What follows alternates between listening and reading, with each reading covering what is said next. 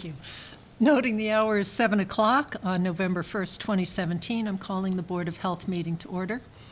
We have one appointment at 7:30. We have a number of items of business as listed on the agenda, but there are several items to be added as they were not reasonably anticipated by the chair 48 hours in advance of the meeting, and then we can vote whether we want to include those in the agenda. One is regarding an emergency 10-day beaver permit. Another is a review of floor plans submitted with the building application for 27 Deerfield Road. I also spoke with health agent Ethan Mascoop late yesterday, who updated me on the recent round of monitoring well sampling and results, on a report sent out by Mass DEP for general chemical. So I just wanted to touch upon that, and there'll be more to be done in the future. And I think that's it. Does anyone have anything else that they're aware of? Okay, do we have a motion to approve those 3 items for addition?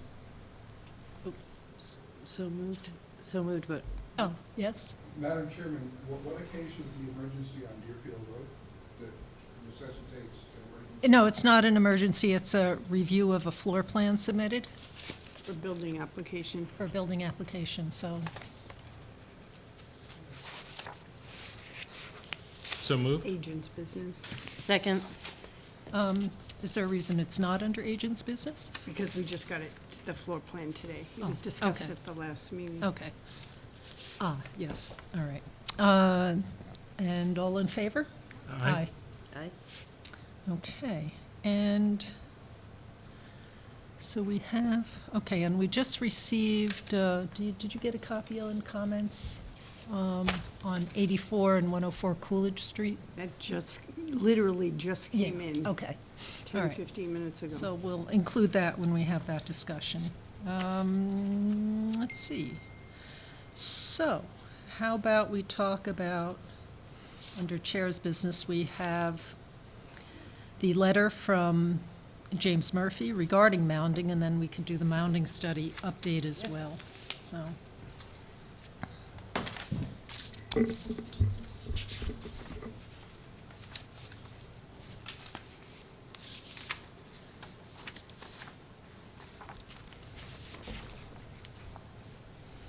Actually, maybe let's do should we do the mounding study update first? Should we wait for, is Rebecca coming? Oh, yeah, that's actually a good idea. Yeah, I think we should wait. Okay, scratch that. We're going to change the order. To what? Do you want to, what about the beaver permit? That Mark will. Yeah, talk we about need, that. we need Mark for a few of these. What General about concussion and chemical? subconcussive brain issues? Yeah, I could believe that she might be Rebecca interested might. in that, but it's probably stuff she knows, as you probably know. But, all right, so I'll mention that. I went to a precision medicine conference last week, and one of the sessions was, and actually they discussed it a fair amount throughout the conference, was concussions and subconcussive brain issues. And I guess, let's see if I could shorten it, the objective of the conference was to look at ways to have early detection of various kinds of diseases or ailments, and pursuant to being more preventative and things. And also early intervention is usually more effective, less expensive, and all of that. So the issue to date with concussions, oh, great, she's here, has been that they haven't been able to analyze what's going on in the brain until the person is deceased. So that makes it a little hard to diagnose along the way. So they're interested in finding those ways. But the thing I found particularly interesting, and Matt and Rebecca, maybe you could weigh in on anything else about this, but they have been identifying that there are tau proteins associated, this is outside my field, tau proteins associated with brain injury. They find them in the brains that they analyze. And they also believe that the injuries occur and then the the disease spreads. So it's not just the damage that's sustained at the time of the concussion or after a number of concussions, but that it can keep going, which to me, and I don't know that they know yet the rates at which it happens, how severe it needs to be before it's triggered, but the idea that it keeps having the effects on the person worsen over time is just, I think, an important aspect of concussions and subconcussive impacts to understand. So it's not just a matter of recovering at the time, perhaps. So I just wanted to share that. So is there anything, the schools have a program now where you take a baseline test when you enter high school if you're playing sports, and then if you have any kind of head injury, they make you, comply with retaking the test until you score at least as well as you did with your baseline, which is great. Before And you can return to before you activities can at return, and night. my daughter went through that, and she had to take it 3 times before she, that's how long it took to recover. But I guess, is there anything beyond the overt sort of impact injury that I think a lot of people now are more savvy about recognizing as a concussion or a potential concussion that, like subclinical that would alert someone to these Well, issues, or no? I will say that at this conference, it did seem to be a lot of people who are leading in the research on this. There was someone from Sweden there as well to talk about research they had done there. And part of what they're trying to do is find ways to find markers of these ailments in the blood and in the cerebral spinal fluid. And so they're looking for ways to detect it. What are they looking for? So that through that kind of analysis, they'd have a clue about what's going on. So that's what they were working on, identifying the new equipment that's available to find things at very low levels, new components of the blood and fluids that they've been identifying, and that's what they were trying to pull together. So that I felt like they were on the cusp of doing more in this area, but as I said, I was pretty surprised about that continuing degeneration. Because they're starting in a cascade that then continues after the index injury. And I don't think they know now, is it after one concussion and you're already on the path or not? Right. Because it's been too difficult to analyze. Was you aimed at it, you said? I don't know that I have a whole lot to add. I think it's one of those areas that there's just been so much more attention now. I think the part that gets hard for any of the serum, like the blood markers of brain injury, is just that you have a barrier that typically isolates the two systems. And then if you're going to get a lumbar puncture to see if you have a concussion, every kid will say, nope, I'm good. So the person from Sweden Yeah. felt that they had developed a lumbar puncture with a much smaller needle that was not as big of a deal. So there was some joking around Yeah. of I just, hardly notice. just stab people anytime when they come in. So there was that, and then there was discussion about how sleep. You need to at least reach a point, you need to get enough sleep, and you need to reach a point where you're dreaming. And there's something about that barrier between the blood-brain barrier where they feel that things then transfer from the CSF. whatever, okay, thank you, into the blood, and that's when they could pick up those markers. So that's some of the theories that were going on at the But the cerebral spinal meeting. That's a CSF. So, That's a fluid. anyway. Goes through the- Anything else on that? Okay. All right, So most of the assessment now is functional, right? It's just the tests, the standardization. There are standardized tests that are available, that are used, that the schools are incorporating as a standard procedure, rather than waiting until somebody gets referred to a neurologist. So they're actually being done at the schools to assess function, so you can intervene earlier, because it's the interference with function that prevents people, obviously, prevents them from reintegrating into the classroom, and the assessments are very subjective and hard to quantify. So, but there are some standardized protocols that have been helpful, and I think the availability of that has helped a lot in identifying maybe what you're talking about. Because sometimes previously, people just sort of got up and went back to, and people want to do, people still, Oh, yeah. these kids, and the parent, the teams, want to recover, et cetera. So there are all sorts of incentives to keep playing. Right. But then it may not be in the best interest of the patient, so it's required now more, and that's obviously probably why it's coming to us, right? But the future. Oh, this didn't really, I the just went to a future of- conference. Yeah, and but the future of the shared. conference of the ability to identify things in the bloodstream would simplify it, because it'll be like a cardiac enzyme where you can identify it and quantify it. But for now, even though that's very exciting for the future, we still are sort of left with the, Right, but anyway, you know that, sorry. long way I to don't- go, but, I didn't know what you were asking. Yeah, but no. That's what you're saying, yeah. Yeah. So it's good, though, because people not only are aware, but it'll be helpful to be able to monitor people. But but the other thing is that, luckily, not every post-concussive syndrome, although there may be evidence in the tissue that there's been an injury, the function can be reestablished. And so whether that's because of compensatory, it was thought to be compensatory mechanisms from surrounding tissue's ability to be elastic in the brain, which is cool. So even if you have a previous injury, like a stroke, or a person who had a severe head injury, the other tissues will compensate, so you end up reaching the level of function, which is great. And so sometimes the post-concussive syndromes actually reverse.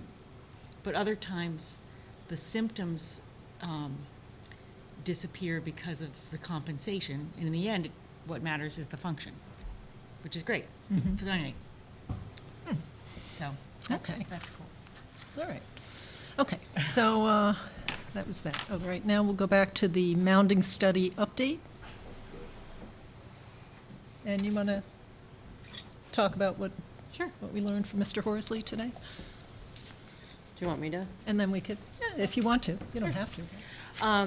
So I think we had a very productive call today with Mr. Horsley about his ongoing evaluation of mounded systems, what sort of the potential risks or site constraints and conditions or additional innovative or incremental technologies that could be used to sort of offset or help ensure that a mounded system was equally protective to the use of the naturally deposited soils.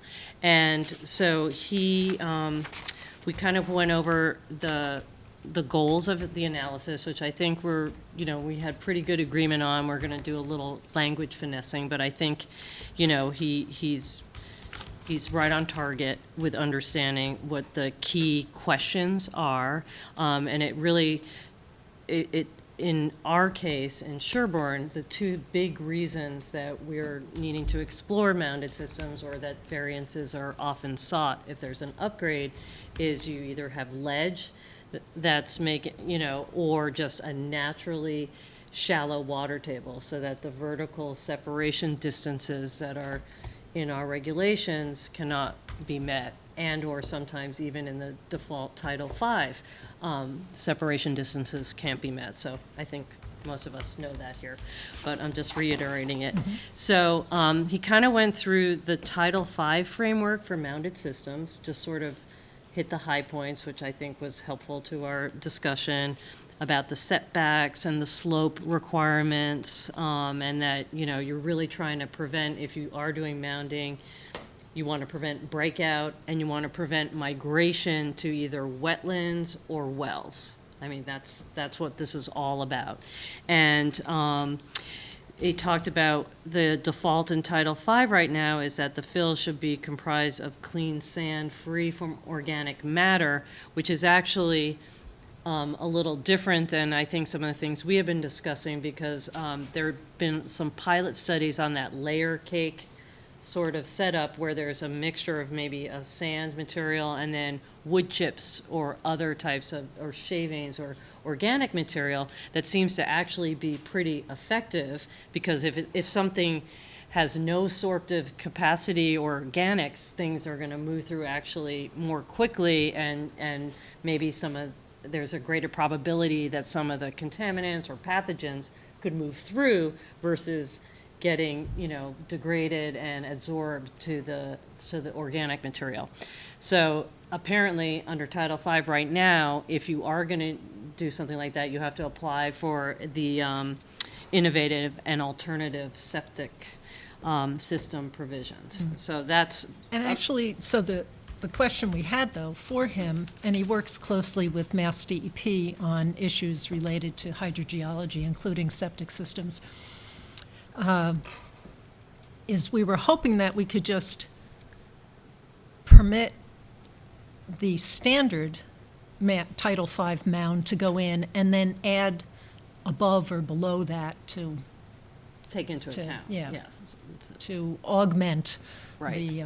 the treatment performance of it. So he's not sure. He's going to check with DEP to find out if that's possible versus having to get it IA approved, which we Right. weren't really looking toward, I wasn't looking Right. towards. And if it might involve that, then he's also closely connected with the Barnstable County Health Department Research Test Center, Septic System Test Center on the Cape, and whether this is something that they would be willing to look into further as well.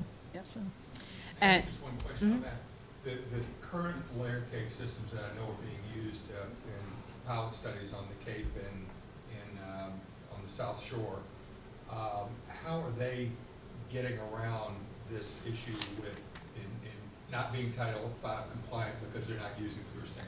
Because they're applying for the innovative and alternative septic system provisions, which has to get approved at the state level. yeah. So. So they so may that- all be It's a whole pilot. additional process, it's longer, it's more expensive, so we wanna make something that's safe, workable, and hopefully efficient. So, so we're trying to meet all those goals. Right, and the question on the layer cake systems, they're targeting nitrogen reduction. The question is, what else? Yeah. Again, nitrogen alone is not Yeah. sufficient. And then he talked about, so he's still doing research, but I think he's focusing on the right things. And what he's coupling that with is the Sherborn specifics. So the fact that we have both the private water and private septic, that we have a lot of glacial till and glacial fluvial sands and gravel overlying fractured bedrock. So, and we have a lot of wetlands. So we have several sort of hydrogeological issues that we need to deal with in this town.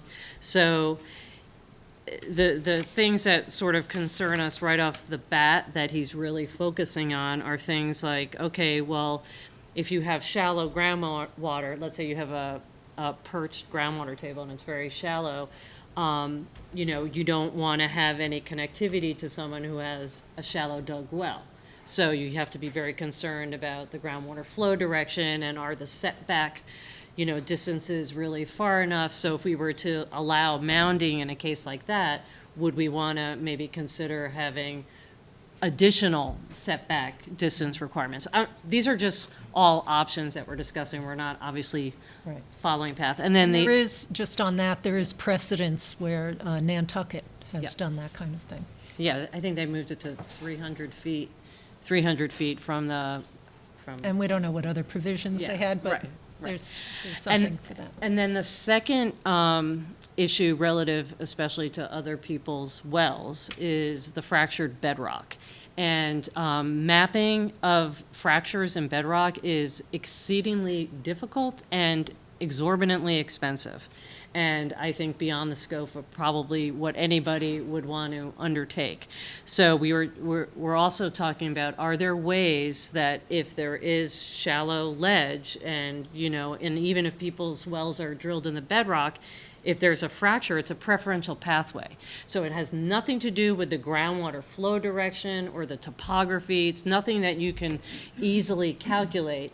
So we were trying to come up with ways, well, what kind of assurances could we maybe put in place to make sure that there's not this preferential pathway to people's bedrock wells? So we talked about, there's a variety of things. There's, conductivity tests, and there are drawdown tests, and there's tracer dye. So again, we're not picking any of these options, but we were throwing out ideas of like, well, how could we understand if there's something that could be affecting a butter's wells, if there's a fracture and a potential preferential pathway. So I think those are obviously two very key things. The last thing is that, there are studies available, which he's going to provide us a citation to, that talk about the 5 feet of natural soil really being the optimal amount to get the reduction in pathogens and contaminants that you need to require as part of your septic. So,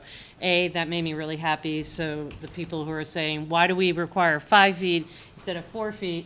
There is actual empirical data that shows it's the optimal vertical separation to get the kind of reduction that we need to get in our septics. That doesn't mean we can't get that from other means, but as a default, if you're not going to be doing a mounting system, that's why having the 5 feet instead of the 4 feet is a good idea. So I hope certain people are listening to this. And then we also talked about, again, just what kind of materials and soil absorption systems provide the most favorable opportunities for the removal of pathogens. So again, he's going to be exploring options and what can maybe work within an efficient sort of reg possible change for us that wouldn't necessarily require things like going back to DEP at the state level and applying for, an alternative and innovative technology. So he's saying that probably in the time frame of 3-ish weeks, he's going to try and work on a draft technical memo to the Board of Health that we would review and discuss with him. We also talked about that he would present key findings at a subsequent meeting so that people in the public could hear and ask questions directly. And I think, is that about it? I think so, and then at that point, we'd look at, so what Reg would happen with change, Phase 2? What Yeah. would be appropriate based on Right. what we find in that? Right, so if we were going to be, he said he would even help us, if we were gonna contemplate regulatory changes, helping us draft some options, so. And that's within the scope. Yeah. I mean, we have some flexibility for the Phase 2 in terms of what's needed and his expertise. That could weigh in, so.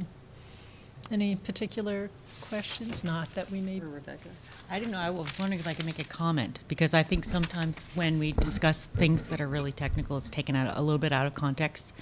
And it still might, even though this sounds logical, the question still might arise, well, so how does it, so what? All these other towns around us just follow Title V. And I think we have to remember that most towns, I mean, there are only 12 in the whole state, where it's the entire town, where the town doesn't have water source that's coming from somewhere else to bring the clean water in. So since we have to drink the water in the wells, that's the reason that we want to have the water be clean. It's not because we're trying to be difficult. Right. And In as fact, well it would as, make our life a lot easier if we could find a way to do that. as well Anyway. as the wetlands, which, Right, because yeah. especially for, the concern with the proximity to surface water or wetlands that are protected, that's another issue. And just so people know, Nantucket requires 5 feet, just saying. Nantucket. They require 5 feet of feet. vertical separation, which should really resonate with some people in this town because several people have Nantucket homes, so. So just in terms of sort of timing, just to kind of march it out, because Mm-hmm. it will sort of run into the kind of holiday cycle of meetings. So it sounds like it will be after the November 13th meeting that we'd expect to get the technical Yeah. update. And so the next meeting, I think, is that is that the one, the December 6th special meeting? December 4th. 4th? Yep. Perfect. So, so is that sort of the time frame that we'd expect to discuss it in the board? And then I just want to make sure we're sort of transparent with folks about the timing and turnaround, because we'll sort of get into this holiday spacing of meetings and. I think it remains to be seen, you know, Sort of it's when we- 3 to when we 4 get it. weeks, and so Right. 4 would be tight for that, especially if we wanted to have a discussion, Yeah. and then have him create a PowerPoint or something else to help walk And so it's sort of everyone through that, so. potentially, And then we have one more meeting in December, December 20th.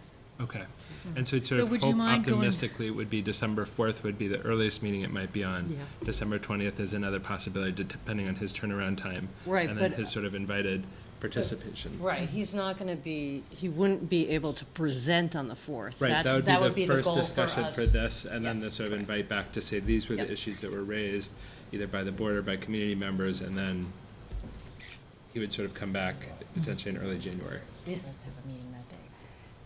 So, Yeah. okay. Did you have your hand up, Peter? No, okay. Anybody?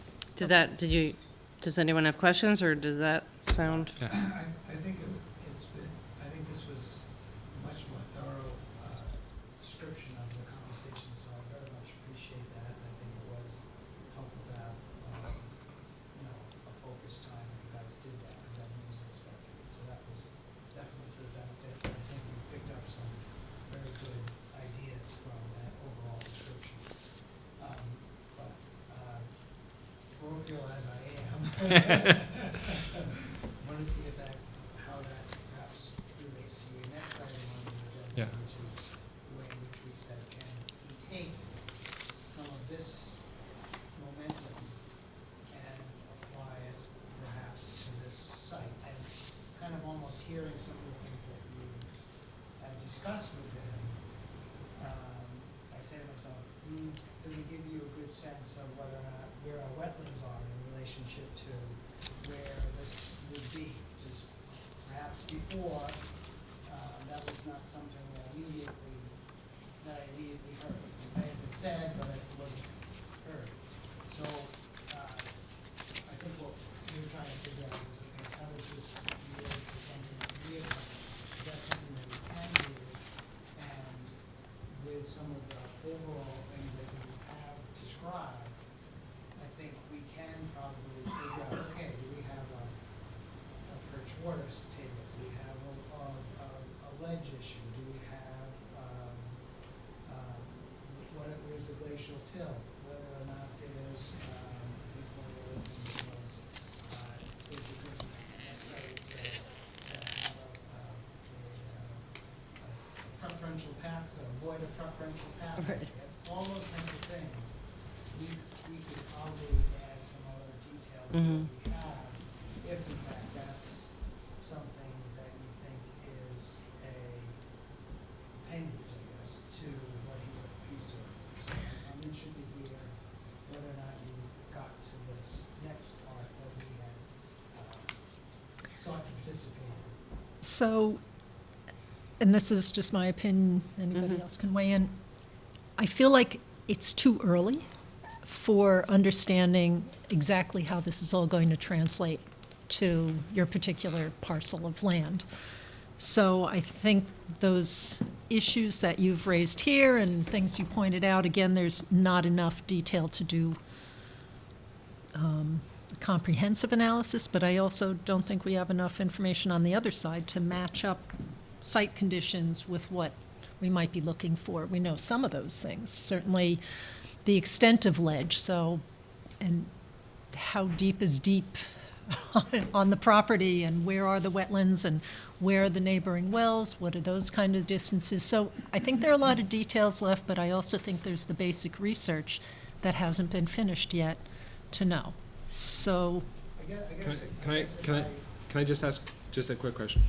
So like, one of the things I struggle with is we ask big study questions, like in my kind of work life, there's big study questions and then there's particular applications and there's a role for both.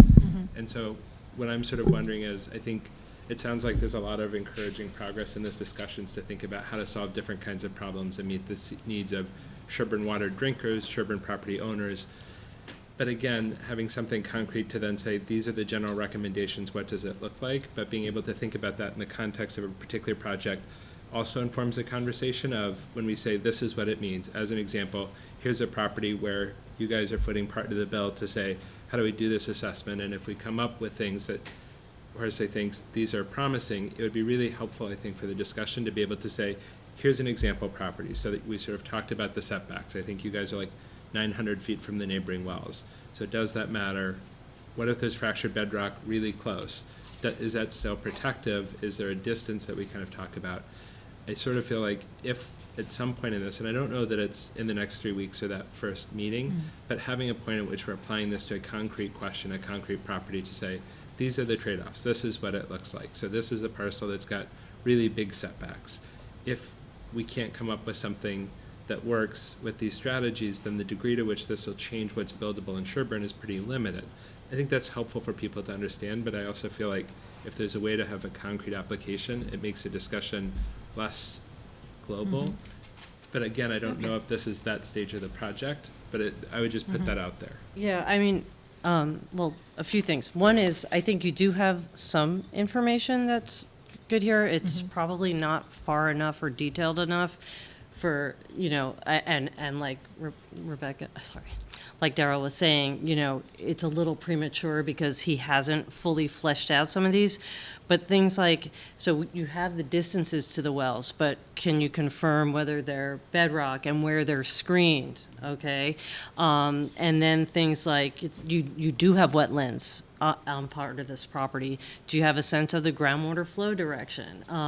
Because that's something that we know there's a direct relationship between, you know, is it gonna break out in the wetlands? So I don't know that, I think our goal is to make an evaluation of whether we can make modifications to our regulations that incorporate conditions that we believe are going to result in the same protectiveness as our default requirements. And so I think it is going to distill down to some basic key issues, like if you have this situation, you have to augment the setback distance, and you also have to maybe, you know, confirm with a drawdown test that you're not impacting a butter's wells, or so, you know, like it could be multiple things. But I don't know that necessarily having like a test case study is going to answer all those questions. I think we have to just break it down Do into that first and then. Yeah, I think we do.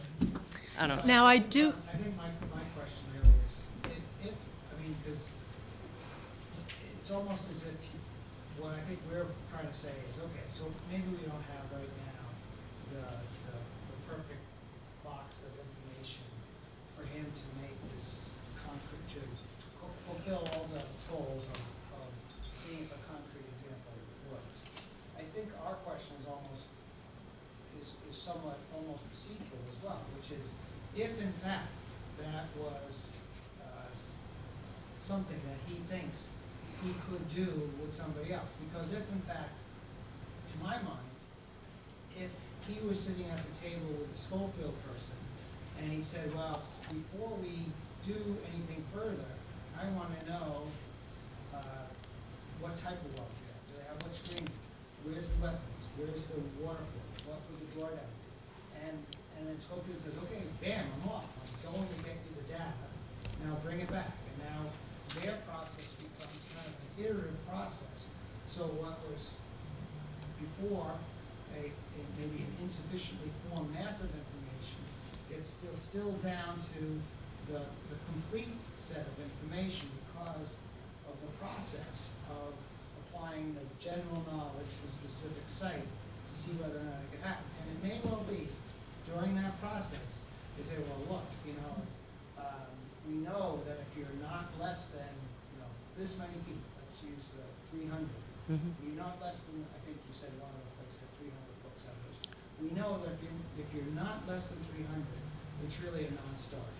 So there may be a whole slew of non-starters that then they say, okay, so it's not going to work in this iterative process. But it might be that, yes, with more data, we can construct something that we can at least bring a model forward to the board to say, okay, we did these things, then it's possible, and it may be that you say, okay, it's not as gonna be like the sea change in the town of Sherborn, in which all of a sudden, all properties which were otherwise not developable can be developed. It's going to be only those limited circumstances in which they can meet this other criteria. And incrementally, it's not going to overwhelm the board or overwhelm the town, so it also is consistent with some of the other planning goals, the planning board and others. Okay, so I guess what I'll say is there are a lot of balls in the air. So all those things, distances to wells, speed with which things move through the fractured bedrock, what the mounds might look like with amended designs.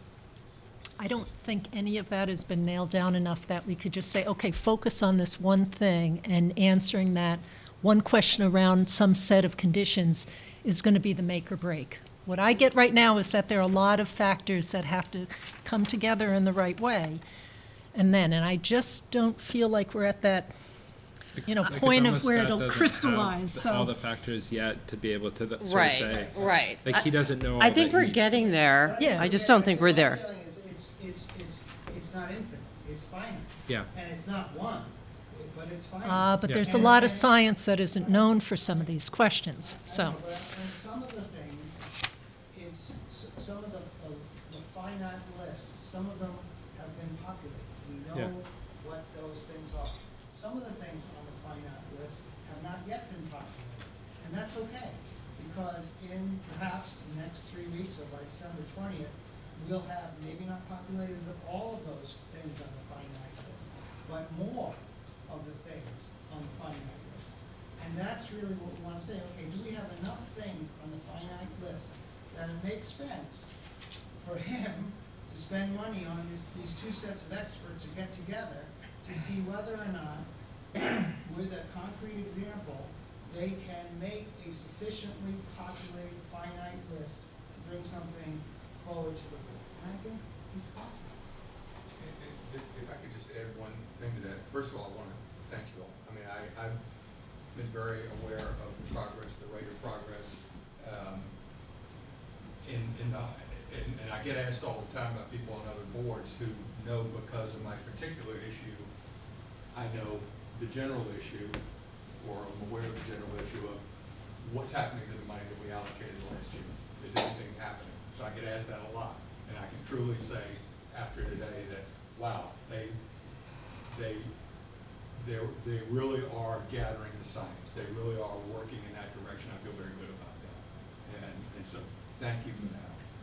And also thank you for the level of detail, because one of the things that concerned me was that we're trying to create institutional knowledge, and that if it's, a phone call and a single recollection and whatnot, that's not the best way to create institutional knowledge that we can all benefit from. And so I think the methodology here was very effective, and I thank you for that. I have just one observation, a question, and I don't know the answer to it, which is, I think the board potentially wants to ask itself the question, what are we driving as a board towards? Are we driving to a situation where we can get a set of regulations for mounted or alternative systems that apply to all of Sherborn? And is that the best solution? Or is the best solution to acknowledge that it is a multivariate equation, and that having close scrutiny of one at a time projects, such as what we were asking for, is that maybe a better solution? I don't know the answer to that, and that's not my area of expertise, that's yours. But I think that one thing that I'm encouraged by is I'm getting the sense that there's a willingness to drive to some endpoint. I don't know what that endpoint is, whether it's examining the regulations, changing them, not changing them, saying, wow, this is so complex, there's so many things in that are at work here. And so, for instance, having a distance to well of 3 times the stated number means something in terms of its impact on another variable in this multivariate equation. I just don't know that. But again, as long as I'm hearing what I'm hearing tonight, I'm happy. That's all I can say, because I feel like you are driving on time. So, two things, and I've already forgotten what one of them was. I think I got it. Do that to people. So, one was about regulation, the other is about process. So we received something in writing from him today, just some notes that helped us in our meeting and going through that. So that's why, and things have crystallized over time. It started out with just exploring generally. He did some research, some ideas back, some, here's what we're still looking for, or yes, that's on target, but it's not enough in some areas. So it's been building up to this, and we still have a ways to go. So that's what the process has been, is there's been a lot of back and forth because it's not an area that's been looked at a lot. So, By who? by Science. many, because it is a complex thing. It's expensive to set up the test to do it, so we're just lucky that, we do have found some reference materials out there and that there's this activity going on the Cape. But, so anyway, so it's unfolding, and I think it's unfolding exponentially now, right? It took a while to get going, and now it's starting to, now this issue. When I think about this, I think about having some regulations that define how you move ahead with this kind of analysis. And every situation that we deal with here is that multivariable analysis, because every site is different. The environment is really complex. All the conditions are complex. So any engineer who's designing a septic system for any of the properties in town has to consider a lot of different factors, and they have different levels of importance depending on the site.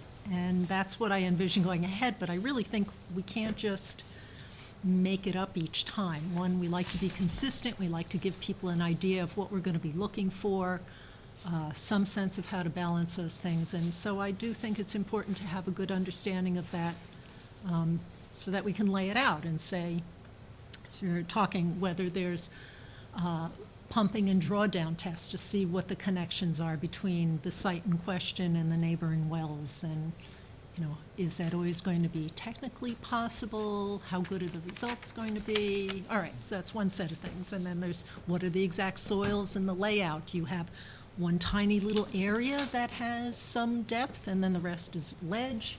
I mean, there are just too many things to, it's hard to then write a regulation, but I think we at least need to map out what are the things that have to be considered by anybody. And so the regulation may not say, do this every time.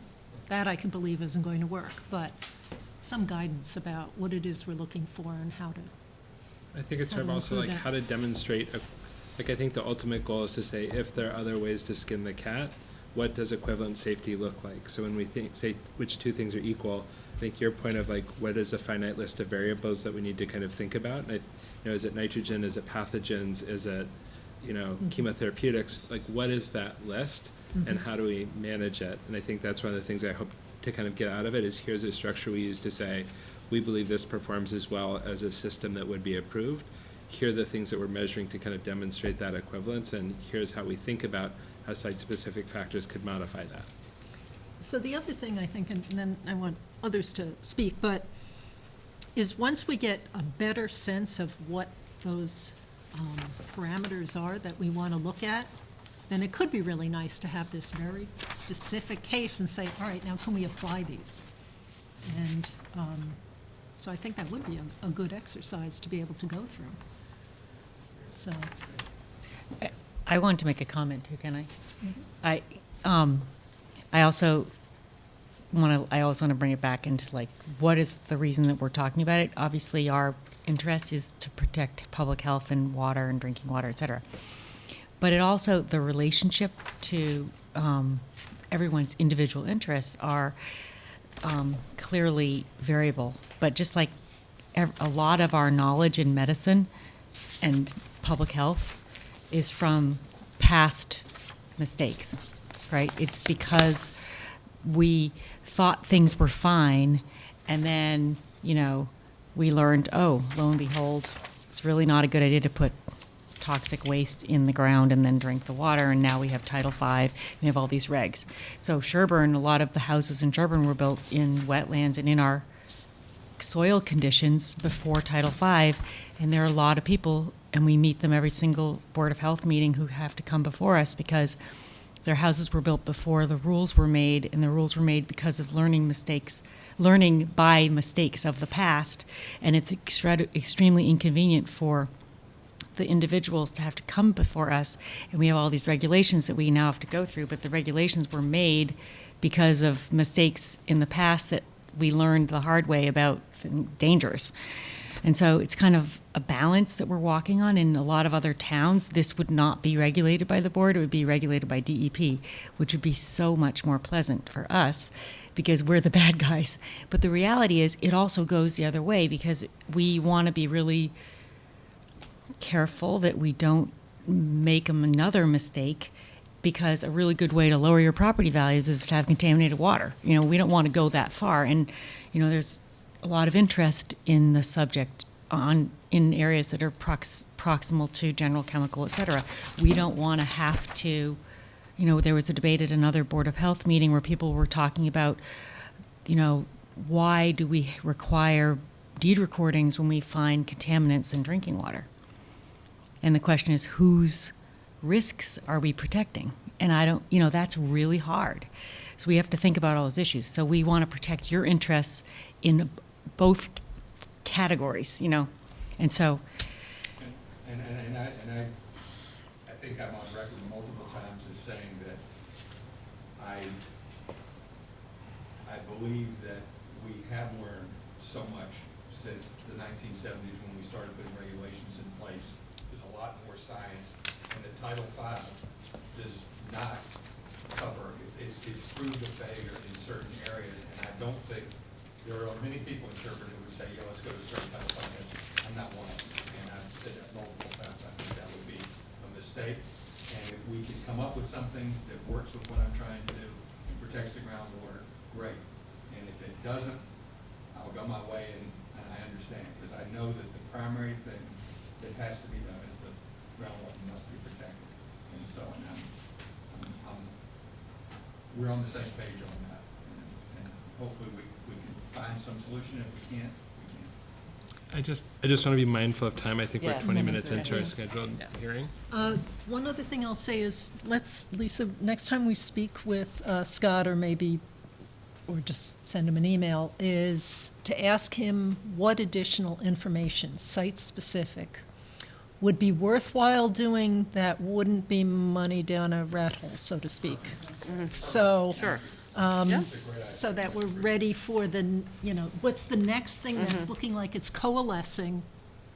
And I'm going to guess right now that a better understanding of the property and the different soil depths and ledge relationship there would be helpful. Any kind of mapping of that, just because that's, I think in our It's a key discussions, that's been a factor. very basic thing, is what's the Mapping depth to of groundwater, ledge. what's the overall depth to soil, and then how that's distributed or where the area is. As I said, is it something the size of this table, and then, oops, it's ledge all beyond there?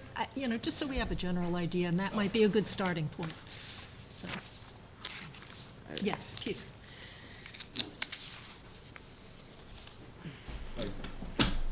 I don't want to be not heard. There's one element of your conversation that concerns me greatly, and actually Lisa brought it up when she mentioned the things that Mr. Horsley is going to be looking at in this analysis. It's the element of possibly, and I strongly stress possibly, fractured bedrock. Because this is an argument that was put forth when Mr. Horsley was hired to try to affect changes to the fields of Sherborn. And he postulated that there might be fractured bedrock and some bedrock fractures that would allow direct transmission to wells, et cetera, et cetera. When you say possibly, and you cannot quantify that, all right, you have a weapon, essentially, to deny just about anything. Seriously, I mean, you know, you can come up with all the layer.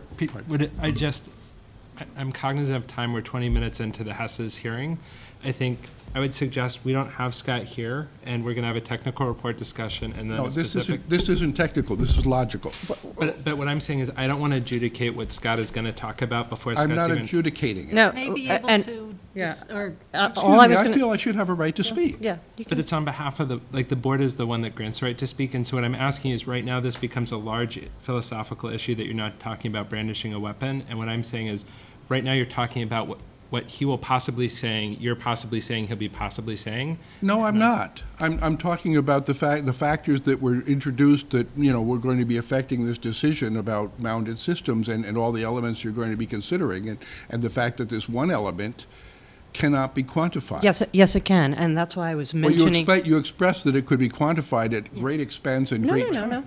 Drawdown tests and tracer tests are not necessarily exorbitant. I said the mapping of bedrock fractures by installing bedrock wells is exorbitant and time-consuming. But there's other ways of answering the question of, does it look like there's a preferential pathway to other people's wells in the Well, that's bedrock? good. That's good to hear. All right. That's what I said, That's though. very good to hear Okay. because that's not what I heard. What I heard Okay. was very expensive and very time-consuming right. and exorbitantly expensive. Right, so that we can't, For the we mapping can't of the require test. that.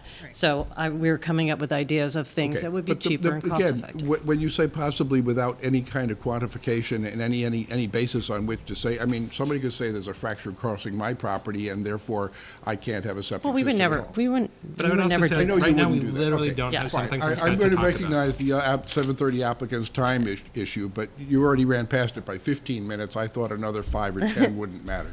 Thank you. Okay. And I'll also mention that people wouldn't be getting water from their bedrock wells if there were not Right. bedrock fractures. So we know they're there. Without fractures, there'd be no water in the wells to get it from. That's true, but most of them are horizontal fractures and your water can be coming from 20 miles away. If you're talking about striated bedrock. Okay, well, we've heard from various hydrogeologists that this area doesn't necessarily have horizontal, that vertical are more common. But in any case, we will move on. Thank you. Try to get you some information so you can pull some information together. Okay. Okay. Hesses, sorry to. You wait?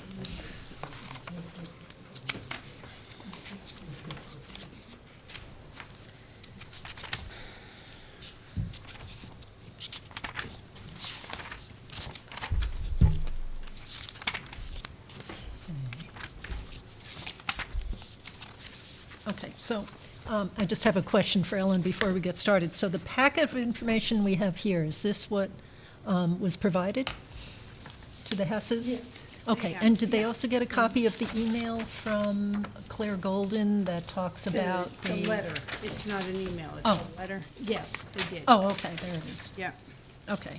and it wasn't from Claire Golden. We received it from Claire Golden, but the letter Ah, it was was written by, Right. okay. somebody else, the 2001 letter, The Brian Dudley. yeah. Okay.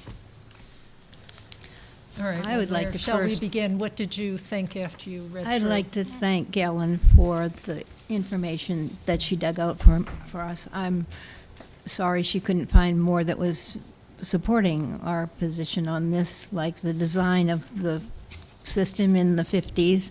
I do think it points out that there is nothing on record that they were not the requirements at that time, and I think that one of the pieces that she gave us really demonstrates that you do have more discretion than you choose to use, but that's what discretion is about, I guess, is what you choose to use. The fact that you start with the assumption that we have a system that was designed for 2 bedrooms when we don't know anything about the system except that it was designed by someone who was infamous for his excellence and was attested to by anecdotal things from the former plumbing inspector and Dr. Taddeo, who was the agent, and the neighbors, but also the fact that the Board of Health at the time that we had it added on used their discretion to allow us to go forward without doing a new system. And the fact that it has served us very well for almost 30 years, which we would have had to replace it had they been hard and fast about their rules and regulations at the time, and that would have been a colossal waste because you would be asking us again at this time to do a replacement. So, but I do want to thank Ellen for the research that she did.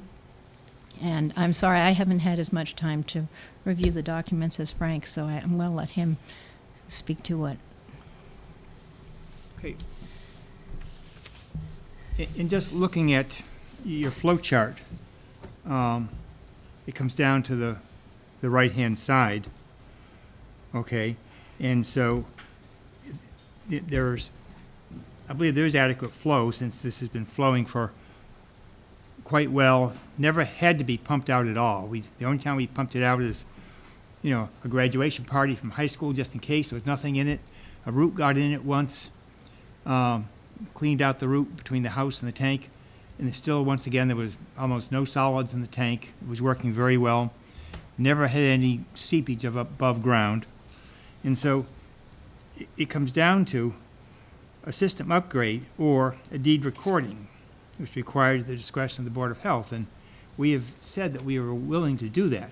And if there is a problem, then we would go ahead. But as it is, I think it's spending, $30,000, $50,000 just in case.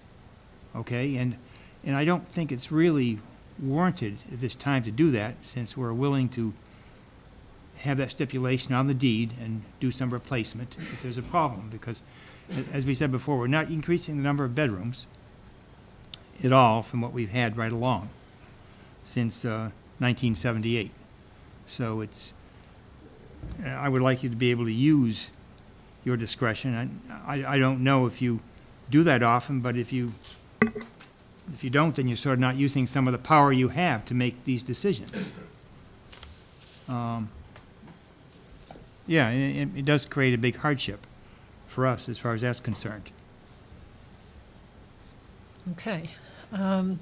So just so I don't forget to mention it, this is not the main point because we don't have an answer for that right now, but I know that not all systems cost $30,000 to $50,000, and you might be able to use some of the tankage that's there and other things, but that might be worth inquiring about at some point. So, all right, so does everyone see on the flow chart what they're highlighting? It's the lower right-hand circle. And so we're saying ultimately this started as a 4-room house and is now much, much larger than 4 rooms. And so we sort of go from that branch point to they've met all the offsets to a currently valid Title V inspection, passed or failed. And they've got no capacity documentation. And so we're then left with system upgrade or deed recording at the discretion of the board. This is from the state, though? I just want to No, understand. this was to help guide Whose regulations is this from? Local. So this is from Sherborn? Okay. And I will mention that it highlights to me things that need to be added to this permit review, which has to do with, okay, no, I guess there's confusion. If there's not filed documentation that confirms the existing septic system design capacity. Right. But what we do have are what the original building was that was connected to whatever septic system was there. I mean, it's been amended with a tank over time. And then we have the Title V inspection that describes a little bit about it, so we know it's not a leaching field, correct? We know that it's a pit, a tank and a pit. Okay. And the pit might be okay, but we do But I think there's also the intention of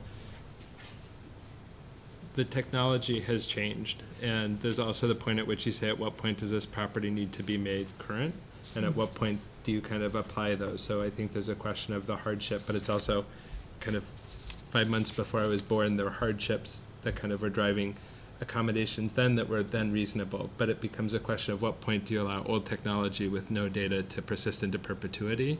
It's sort of like registering a car, doing other things, that there's also an intent of the regulations to kind of ensure safety and efficacy at different touch points of. Right. But this will So, not be in perpetuity, because if the ownership of the house changes, you get Title V all over, and you get to make your, But let's say your daughter lived in the house, and your daughter lived in the house for 40 more years, right? Like, we have no control over what happens in terms of the transfer of ownership, and I think all the things that you outline are super reasonable in terms of why accommodations would be appealing, and why from a sort of personal, social standpoint, you'd say, gosh, I want to do it. But at the same time, it's kind of trying to balance that to say, picking that this is valid and an art studio isn't valid because it's a. but if we were not doing this because we need to accommodate a wheelchair, we could move, we would have everything in place. It's only that our bedrooms, we're not changing the number of bedrooms. It's just that none of the bedrooms are accessible to someone in a wheelchair. So I totally hear that, but I think what we're sort of faced with on the regulatory side is figuring out how do we apply these rooms. So when this tank was put in the ground, it was for a 4-room home that's now dramatically expanded in size. Well, you can't say that it was for a 4-room home, because it did not have regulations at that point in time that said you built one to the site. And that's where the discretion on that little bubble comes in. There are times when the board hasn't had design flows, but has had the plans for the house that existed at that time. It's, unless somebody wanted to spend a lot of extra money for a system that they wouldn't have needed to go with the 4-room house, unless they had imminent plans for expanding, I doubt that they would have installed that. But even if but they we don't did, have, I think it's a question of how much can we Right. infer that intention Right. in those pieces, Right. and how do we balance those things? That's a sort of fundamental problem and challenge where the home and the property have had substantial upgrades that have certainly helped the livability, and were certainly really reasonable in terms of accommodating aging parents, and lots of other things that are good social goods. But at the same time, it's kind of figuring out at what point does one need to kind of say, this is why we have these touch points, and it doesn't just say, does house pass Title V? Yes. Okay, then you're all set, nothing to do. right, and it is a non-conforming system, and there was I think it was 2 letters, right, from the Board of Health, Asking for. both of which were saying more needs to be If you think about it done from a with the public property. health standpoint, right now, there are 2 people living there. But if you're moving a family in, you're going to have 6 people living there, young children. We had 6 people living there. Oh, I know, Right. but what We I'm had saying is The now, system's years also later, changed over time. we have a system that we don't know, and we have no way of knowing, and the new technology has the ability to be sure that it's safe. So what if everybody moves in, and it used to work fine, but now, 40 years later? Then we replace it. Well, I know, but what I'm saying is, you actually- might find out because your grandchild gets sick. Or your And I'm neighbor's not kids. sure you want to find out Right. that way, because Right. methemoglobinemia, which is like one of the things, nitrogen toxicity, binds the hemoglobin. It's like being at high altitude. That You would don't have know to, that would until have to somebody go has- into our water system, or it would have Or to, your there would be neighbors. something that would be wrong. There would be backups or something. Right, but I this mean, old I, system- I, Not necessarily. Right, That's the it's thing. not always overt, but I mean, Yeah, 2 it's things. not always a One is physical. I hear what you're saying, that you've had this many people, or actually even more, living in the house. But again, so the system's getting older, the regulations have changed, the standard or the practice has changed, and I guess the things I'm struggling with is nobody knows what the existing design capacity is. There's anecdotal information that I saw, that there was conjecture about, that it was probably at least 900, but nobody actually has any data to clarify what the existing design capacity is.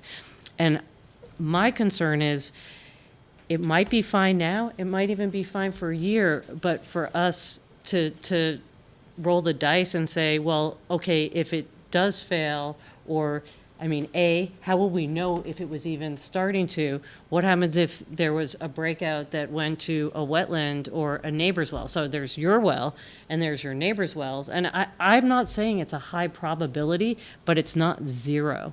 And so I guess we don't want to be put in the situation where we have to be reactive, dealing with a problem that was, cause that we have no way of predicting when a failure is going to occur. And so, I mean, if it lasted another 30 years, that means it's going to fail probably sometime before 2025.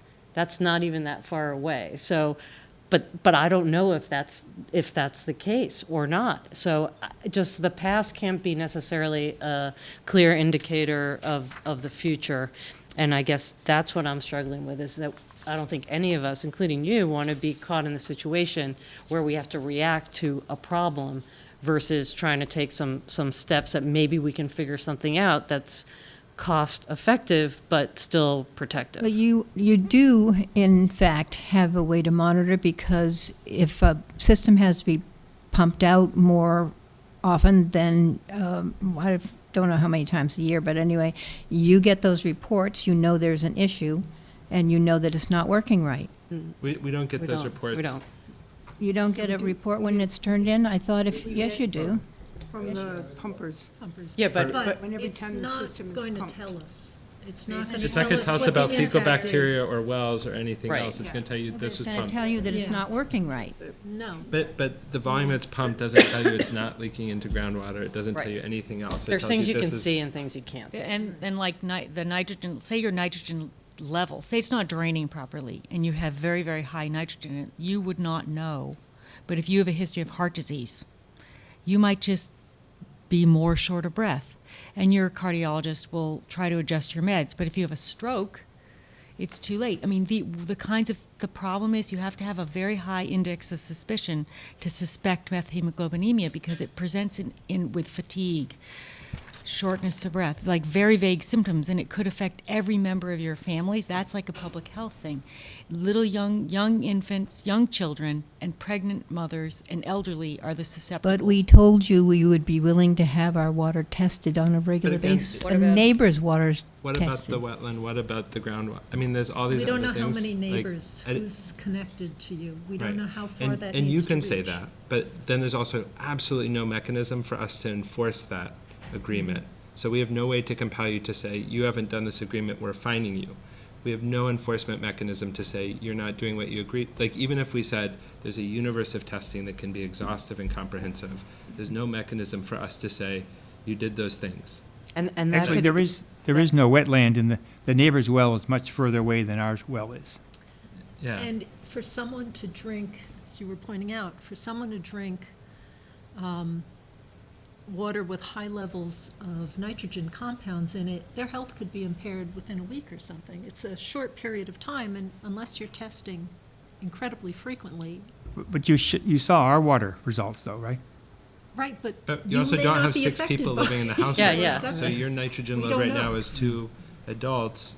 It may have been something different 20 years ago. It may have been something different 5 years ago.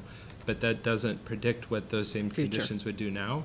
And so Well- it's a question of how much risk should others bear, or should you bear, or should the future owners of your home bear for a cost savings of $30,000 or $40,000, which I totally understand is a significant amount of money and a significant barrier and a significant issue. But I think when we say it, it's not that the board is saying, we don't care about what you need, but it's trying to balance those risks, which I think is part of what our job is to figure out how do we balance these risks, these unknowables, and how do we make good choices. And what I ultimately struggle with is, this is a footprint that's much larger on a very old system about which we know very little. And this is one of the touch points that we need to say, or it's the board's opportunity to say, how do we manage these risks? How do we ensure that technology and the performance of the systems in the town of Sherborn are the best possible? And if we say, well, everybody has a really good reason to not want to upgrade a non-failed system. Like, every single person would say, I'd rather not upgrade it, and I have really good reasons to do what I want to do.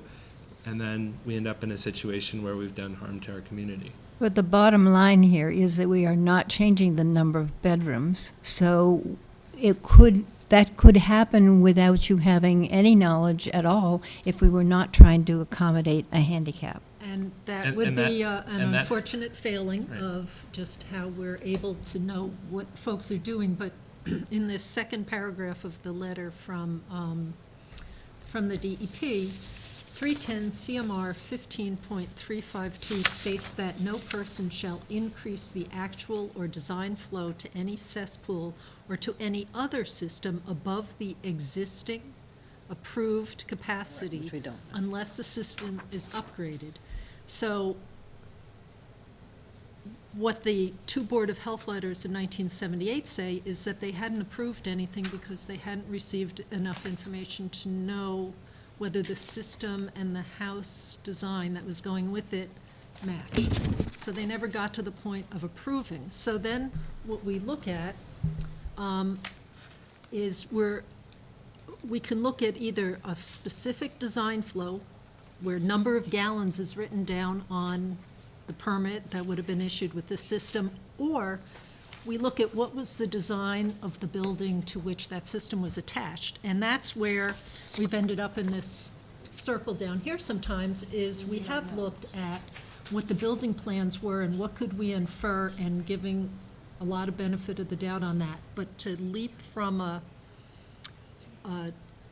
generously two-bedroom system for the four-room house that was there originally to 5 bedrooms, and unfortunately, we just don't have documentation that says somewhere along the way, the Board of Health had enough information to say that's okay. So now we're at the point of, I don't think they had any more information than you, but I think they used the discretion that, but we don't have anything in writing. We Yeah, have that- 2 letters that say, say that's no, you not can't do adequate, anything yeah. until you give us more information. We have nothing that says, You gave it. yeah. Yeah. So we're missing that existing approved. We don't have any approved. So now we're back to saying, okay, They said, well, what like- was likely to be there? And we're basing that on the original house, and then the current plans, and that they're not matching, and that's what's putting us into this. But I'm surprised that your engineer didn't tell you, because all engineers who are certified are familiar with state law. So I'm What en- surprised that what it's such a engineer are you surprise, talking because about? they should have known the Uh, history. But have you haven't Right? retained an engineer, have you? No. Yes, we did. well, for the Yeah, they Title retained an V, engineer. we had a Title Well, that V was just done. for the But that's Title a was V given top-line to us, test, inspection, but that's, yeah, not a proposed system. Yeah, Yeah. he wasn't. What about, and is this an issue or not, about the nitrogen loading for the land area, 10,000 square feet for each bedroom? well, it could be, we don't know what the square footage is. The plans I saw didn't, 175 on the assessment. Right, so that would be 0.75? 4 bedrooms, 40,000 square feet. So it would fall short of the recommended, nitrogen loading for a I bedroom. think in this case, we're not having added rooms. No, right? right. So I'm just saying, as a general rule of thumb, that's what the From the current original standard number? is. Yeah. To when it increased to, when the design flow increased, when that addition was done in 78, to now, there is an increased design, there is an increased flow on the increased stress on the pre-existing septic system. And what she was just pointing out is there's another variable, and that is that we could have more confidence if there was 10,000 square feet per bedroom. That gives a cushion for, right here. I Well- mean, for nitrogen loading. I was talking about the nitrogen loading. Right, this which is would not asymptomatic. What I'm change saying my is that view of the if- current system, No, because but it's when I not was distributed explaining to her adequately. that Okay. if you had 10,000 square feet for each bedroom from the original change back in 78 to now, because you're not changing now, but there was a change from before, that would give us some confidence, but we don't have enough. No, Base. I was just saying, Right? it's Yeah. a current rule of thumb is what that Right. is. And so I'm not saying it's Oh, directly it's not even a rule of thumb, it's it's a a requirement. requirement. Right. Without having a nitrogen reduction system, but we've discussed how you might achieve a 4-bedroom system with the design that you've Right. proposed. So that Right. may, although that's still, Yeah. right, it's still a challenge, Right, so you have a small, you're under oddly that. configured lot yeah. with basically an unknown design flow and capacity. And that's a state-level requirement, that there be 10,000 square feet of land per bedroom. But isn't there a house just right downtown here, the 6 bedrooms, that just replaced the system though, on a half an acre? And they might have had a nitrogen reduction system Yeah. assessed. Actually, there was on the corner, I forget what that Well, little road is. but also just to take a We've take a had a separate, few like, where they have a special system that addresses nitrogen reduction very specifically. And it's also, if you have a failed system, is separate, right? So if you have a failed system on an existing property, then it also is like the IA technologies and everything else to say this is different than saying I'd like to renovate a property or expand a room count or do those other things, right? I think it's pretty similar, though. Both Okay. of them would end up having to use an IA technology, Okay. so. So if we were to replace the system, are you telling us that we could not put a system in that would allow us to have the 5 bedrooms we already have? That is correct. But could they have IA technology Up to, four. They can have 3 for 0.75 acres. They can have 1 additional bedroom.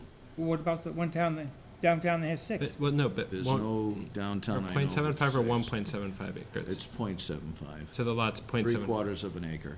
It's No, but I just want to close. say, is their lot 0.75 or their lot's 1.75? I thought we said it was 1.75. Oh, I don't know. I don't even know what property they're I don't know what talking property. about. So No, you no, have to- but I think you're asking two questions. I think you're answering the question for a downtown lot that's a half-acre lot. You're asking the question of, is there a scenario on our particular lot where we could get to a 5-bedroom design via system replacement? Is that accurate? Yes. And so I guess the technical I'm question saying per state code, no. for their particular lot. lot. They'd have to either buy more land or use land, like they have easements sometimes for land to get to that nitrogen. The state takes the nitrogen loading very serious. That's why the rules there are 10,000 square feet per bedroom. And so if they have only 0.75 acres, they would only be allowed to design a system because of the unknown in the past for up to 4 bedrooms with nitrogen reduction within the system design criteria. And that's not what we took away from the last time that we went through this, but it was. yeah, I don't think we what knew I- the acreage last I time. didn't know the acreage. Yeah. Yeah. No, that's why I was just. And I'm not here to design. The engineers can help them through that, and that is Title V. I can tell you the laws. But the house I'm talking about is the one right across from the Peace Abbey. I'm And still that- getting confused. Are we talking about your, I don't Well, want to. well, he's saying that we can't have 5, and I'm saying the person across from the Peace Abbey, suppose there's a half an acre and they have 6. But I would say, rather than talking about another don't property know. that we're not actually having, Yeah, I would I don't prefer to know. stick to your Yeah, property. we'd have to pull the Just because like, files. I'm literally getting lost, and I just Yeah. want to make sure that I'm not confused about what we're deciding about this other property versus yours. So for your property, what's the acreage of your property? We have a little less than an acre. We are in the process of making it an acre. Oh, you As soon are. as the people behind us are able to sell the property, we have a design from GLM to make it an acre. Can I just pause there for a second? Yeah, With an acre, is it possible to get to 5 bedrooms with a replacement system? Yes, there is, because then if you use nitrogen reduction in your design criteria, Then you could get there. you can get the extra bedroom. It Even though- suffices for the 1 bedroom. even though Additional. the extra acreage would not be in the system design, I because. think it's just limited to the It's property just- itself. It's It's a not, property. like, it's sort of, which is weird, because you could imagine a totally gerrymandered property that was like 6 feet wide and real long, and you'd say, I've got plenty of space, but I can't imagine this is how my sewage chooses to distribute itself. But it There's sounds only like, one other change that could happen. If the design flow was known, then there might be some more leeway. so the If we knew historical this design was- flow. Like a, But I If we think- knew this was a but I think- 3-bedroom back in 1978 design flow. But I think in this case, but we don't know the design flow, and so we're sort of left. The unknown is really the critical part here that Well, is and we creating the have to hardship. assume it was a 2-bedroom at best. Yes, yes, we could do that. With the Do you have information we any have. records from the 50s of things that were, no? Yeah, We've looked. every once in a while we find, Oh, for this There's- property? no, Not for this No, other but we properties. Right, looked. that there was a For listed other- design looked, flow. right? But there's nothing for your property. But we do have, Unfortunately. Because as Have I come say, across- this gentleman, Mr. Nikolai, who did these systems, was known for doing these amazing systems. And if you had other records of things that he put in, I would be interested in knowing that, because I think he just put in the biggest and best that he could everywhere. Yeah, I Yeah. don't think there's any way without reading through every single file, since our thing isn't Googleable, to find his name, but.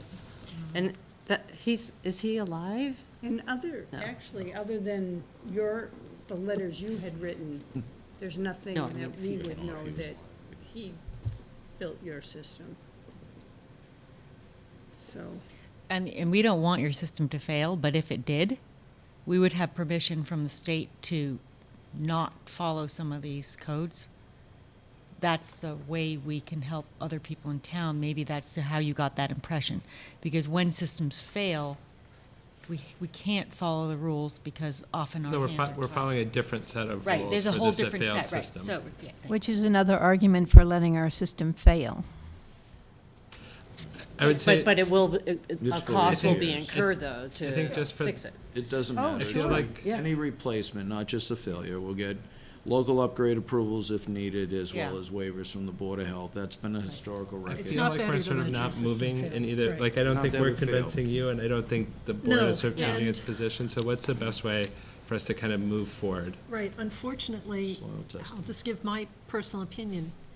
We are bound by this law to not say it's okay to continue as it is, or to permit the change. I mean, you can continue if the mechanism for us to seek compliance with the regulations is because there's a permit waiting for our approval, a building permit. And as I mentioned in another meeting, I could see a creative way to address the bedroom count, but I can't see a way to address, or to accept that the current system is okay with this house, given that we have nothing in the historical documents that approved it along the way. And then the information that we do have just points to it not being particularly close to a modern system. And what's the path you see for the bedrooms that you're talking about? We discussed that last time about how you treat rooms on your first floor versus on your second floor.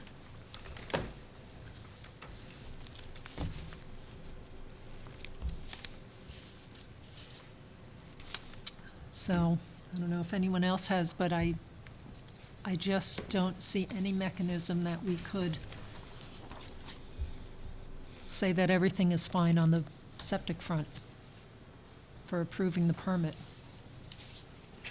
I don't know if anyone else has a different interpretation. I'm just trying to share. And we understand it's difficult, and it's hard for us to say that, but It's not just difficult, it's impossible. Because as I told you before, this family is coming to stay with us, and it's just making a very large hardship for us to not be able to accommodate all the needs. That's all. Fair enough. right, and we have to sit and, as has been pointed out by a number of board members, we have to consider the impacts, the potential impacts of others, residents in town. And that's our job, is to protect their interests as well. So do we have, Just as we've had, I'm sorry, I think I'm shedding over here.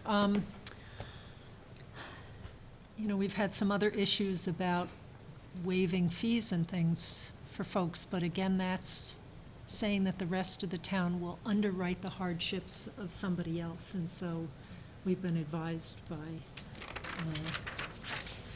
folks we've talked to in town about that, advisory and selectmen and what have you, that it's really not our right to do that. But it is your family members who are being put at risk, and so we're really also, but I said- I would also just say, Yeah. I don't think we're gonna, I really genuinely think you truly believe, I don't think you feel like you're taking undue risks. And I don't think there's anything we're gonna say that makes you feel Right. like you're taking undue risks. Because you have a great deal of confidence in a system you've been using since 10 years before my parents met. Yeah. And I totally get that, but I also think we're not gonna change your mind because you have total confidence in it. And I don't think there's a set of facts that we're gonna say that haven't been said at the 3 other conversations that are gonna say, aha, wait, you're totally right. I'd love to spend $40,000 as we deal with this huge challenge that we're trying to make our family work and safe and be comfortable and be accommodated in ways that any of us would want. But I just don't know that it's fruitful for us to kind of keep going back and forth about it. I think in terms of the path that might exist for it, it sounds like completing to a 1 acre lot and having a replacement system that used nitrogen reducing technology would be the pathway that we would see forward. It may be that those are cost prohibitive and that your family needs to make other choices or strategies or do what you do, and that's totally up to you guys about how you choose to use that information and go from there. I just don't know if it's fruitful for us to kind of keep having the conversation, since I think Right. Yeah, because I don't know, we could also, someone could propose a motion. Are you gonna at take a some vote point, on so you that, have or? We can. I mean, it's oh, well, you do have a permit application before you, waiting for Board of Health sign-off? For, The building application, Building that it. was, he's already rejected it, rejected it. Okay, because they can't sit on for too long okay. yeah. So per we building could codes. I see ratify where, that, or, where Mark recommended denial, but you've never taken a vote. that's because it's his job to figure that out. So ordinarily, we wouldn't vote on this, but we can vote if you would like a vote. So I think maybe to conclude, would that be consistent with what's been done in the past, Ellen? Yeah, and just We've if I never can. had this. Yeah. It's a Madam new Chair, just so you situation. know, I took the direction of the board at the last meeting that without putting in a new system, it's in our minutes, it would not be able to be approved, so I had rejected it at that point.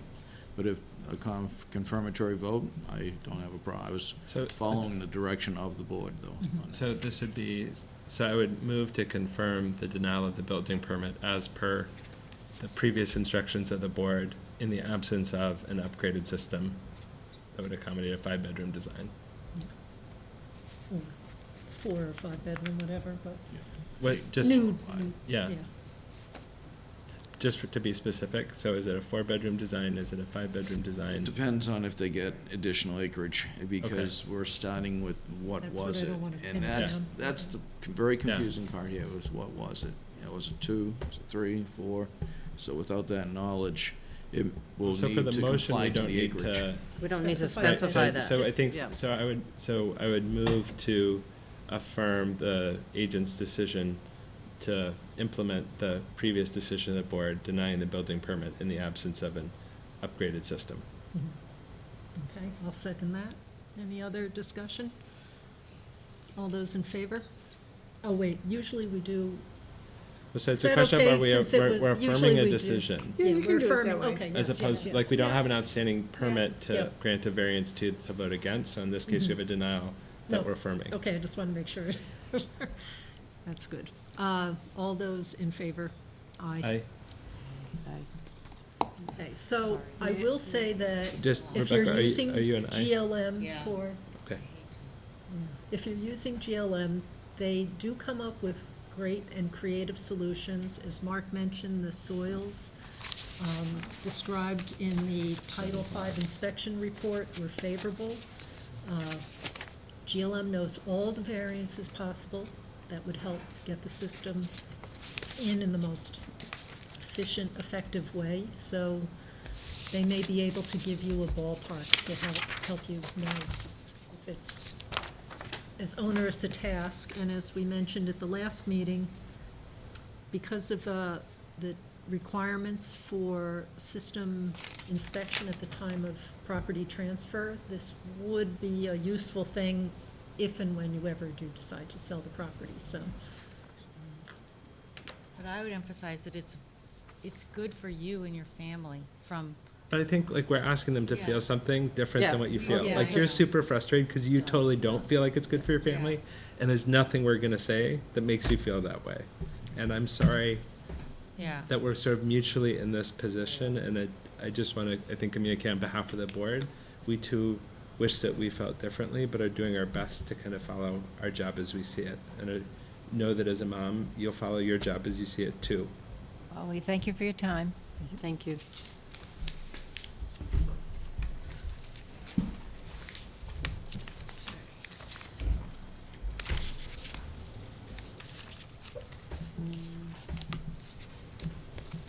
Okay. All right, I'm gonna move up the item on 84 Coolidge, since we have someone here interested. So I don't know if everyone had a chance to read the recommendation for 84 and 104 Coolidge Street that we just received from John and Jade Hargrave. And so we can discuss some of the details, but let me just set the stage a bit. It's advocating that the Board of Health should require the developer of those properties to bring in water from Natick. The board's been favorable to that idea in the past. Favorable to bringing in water or to invoking a requirement that they bring in water? To the idea of them bringing in Yeah. water, Yeah. but it is not in our control in the least. It is a decision that Natick gets to make. And we know that they've been having discussions with Natick. The selectmen have, I believe, spoken with Natick about that. It would certainly be a good thing. It might be a good thing for the extended neighborhood there, especially given what's going on with General Chemical, which we'll be talking about in a little bit.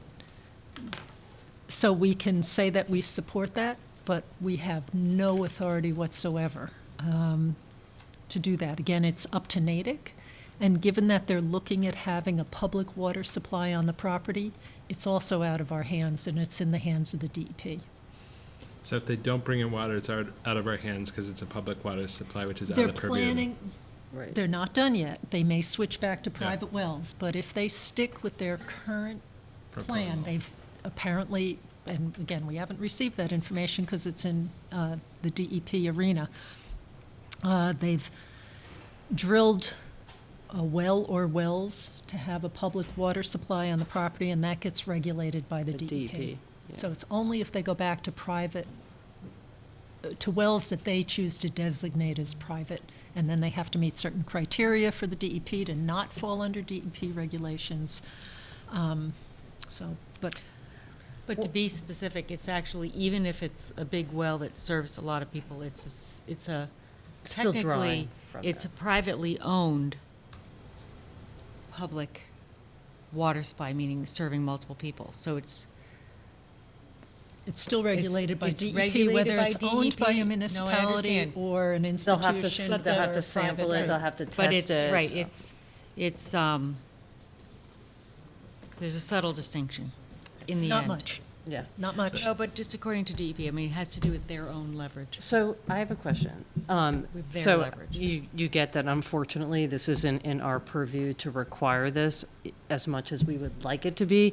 I think we share this recommendation and have voiced it in the past that this would be a really good thing for so many reasons in terms of, maybe enhancing the migration from General Chemical to the town. Obviously, we don't want that to happen in terms of capacity and quality of water for the abutters who all have private wells.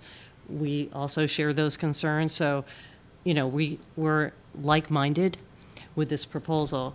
My question is, so this needs to be brought also to the Board of Selectmen meeting in our town and to see if they can advocate with Natick to make sure that they're at least receptive or maybe help make this an easier path for the developer to do that connection? Is that And I would sort of the say action? even to just find out if they've had an update, because they have had those discussions, I believe, or this has been Preliminary, talked about yeah. for at least a year. And it makes me wonder why they put in a public water supply if there was a potential to hook up to Natick. Or why did they go down that path? Because it's not costless to have done the drilling and the testing that they did and the applying to DEP. So they sunk a bunch of money. I don't know what that means in terms of how the negotiations with Natick were going. And Well, part of there's a the cost update that we're going to savings. have on, To yeah, the there might people be a who long live there, term. obviously, if you have to pay for public water to come in from Natick, that's gonna cost potentially more to the people who live there than if they just. Well, but they're going to have maintenance and testing requirements that they're going to have to fund, so I'm not sure where the break is on that. Yeah, I And don't- apparently I the don't know. lines are so close that the expense to bring it over is not Oh, yeah, it's real, as it's right great there. as, yeah. So, and frankly, again, the general chemical update that we'll be talking about is if that Natick water could come to there, it might do well to serve the people on Meadowbrook as well, potentially. So, but Any questions or other comments on that? Sure.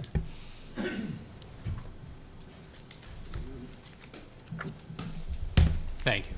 John Hargrave, 49 Rockwood. So we need to make a change in the zoning bylaws in order to allow 84 Coolidge Street to move forward. And that is what the special town meeting will be held to vote upon, correct? Right? I don't Yes, think we- but I don't that's think in the we're zoning. planning board's. Yeah, that's not our arena, shop. You know, It's we're. not our purview. Yes.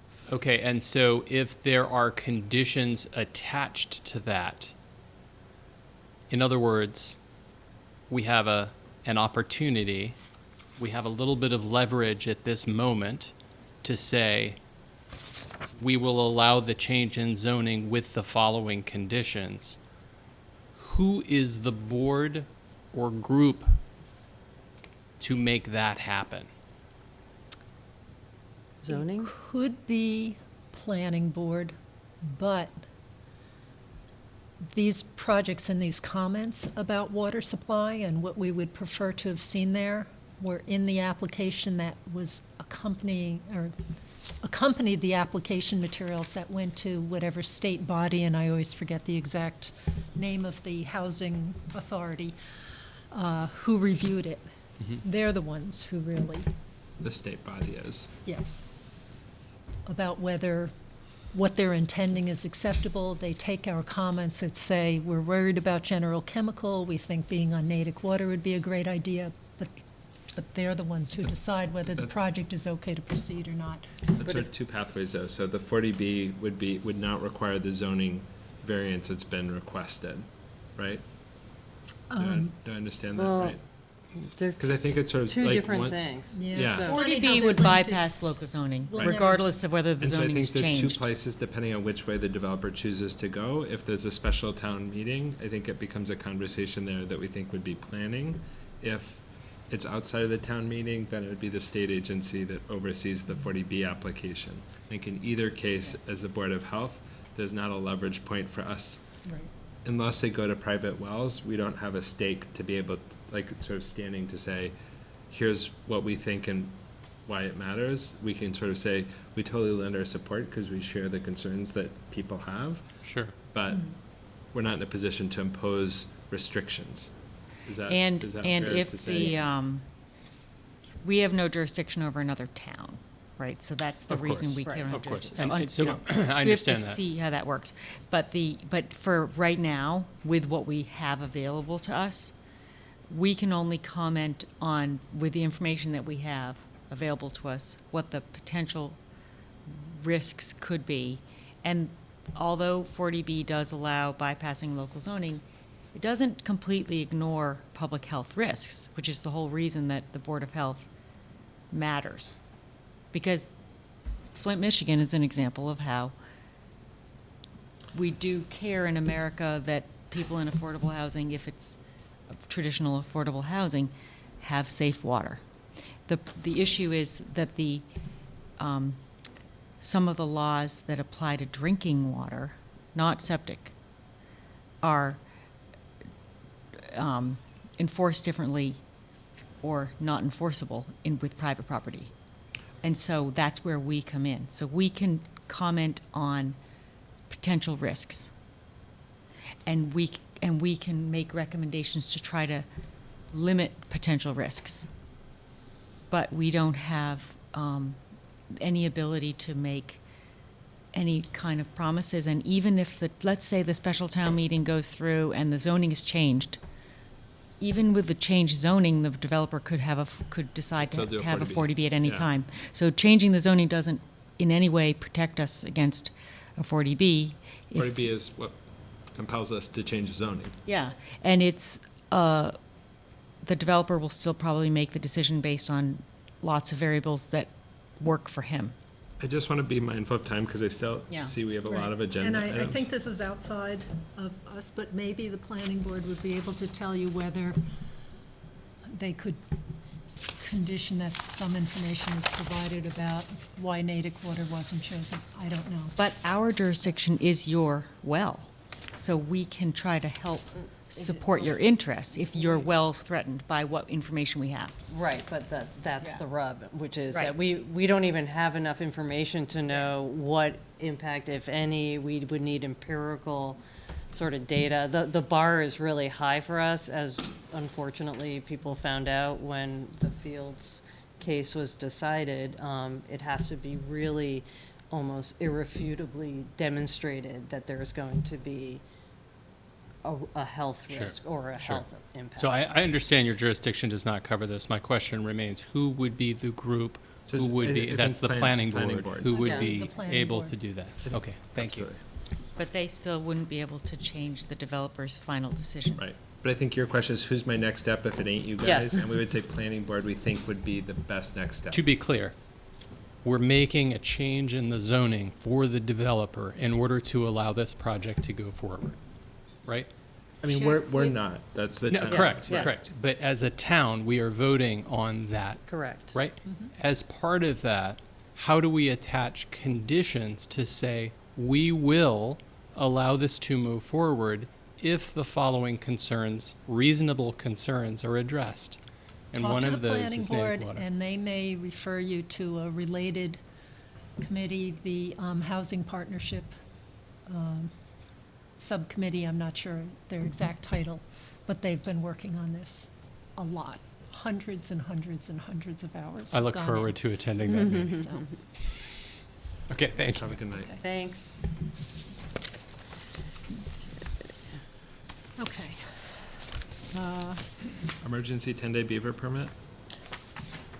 Have it right here. It's very generic, if you've noticed. I don't even know on Lake Street where it's located. Ellen, do you have any idea? No, I don't. I don't think So I we don't even saw know where it, to go so. to inspect, but we, Right, we don't have But- any of the We never information. No, you Yeah. don't. well, Yeah, No, they well, that's don't- why. They don't have a copy Yeah, of it. oh, so, they don't have a copy? no, so I don't. Because all it is Just is. yesterday, we received a, Justify why it's designed. yeah, well, we received a request, application for 10-day emergency beaver or muskrat permit. It's a beaver issue, a beaver dam at Lake Street. Doesn't say exactly where, water close to street level. This was authored by Jeannie Guthrie for the town of Sherborn. Will cause damage again if it overflows. The only thing I can think of is that it's an area that someone has already addressed. What the request was, it came in yesterday, and then in the morning, we were told to hold off on this permit until further instruction. My request to put it on the agenda is just to get the board aware of what's happening in case you get questioned. And if indeed it's gonna cause trouble to a roadway, I can easily inspect that location and request that they get the 10-day permit. Again, Makes me though, think of the part of Lake Street that's right near North Main Street. could be right in that area. Yeah, I right can't in think that where of it too has many the other underground places culvert. that have. That's what I was um, thinking. Most of it flows off the hills and into the lake. Yeah, there's not much else on Lake Street that. I would wait until there's a failure before we give an Well, emergency we're supposed to permit. wait, but lately the state's been a little less concerned if it's close enough. If it's close enough, we can do something about it. Now, the other issue is, the major concern I always see, and it's everywhere in the state, is management. If it has been a problem in the past, I would recommend to them they consider water lowering control devices.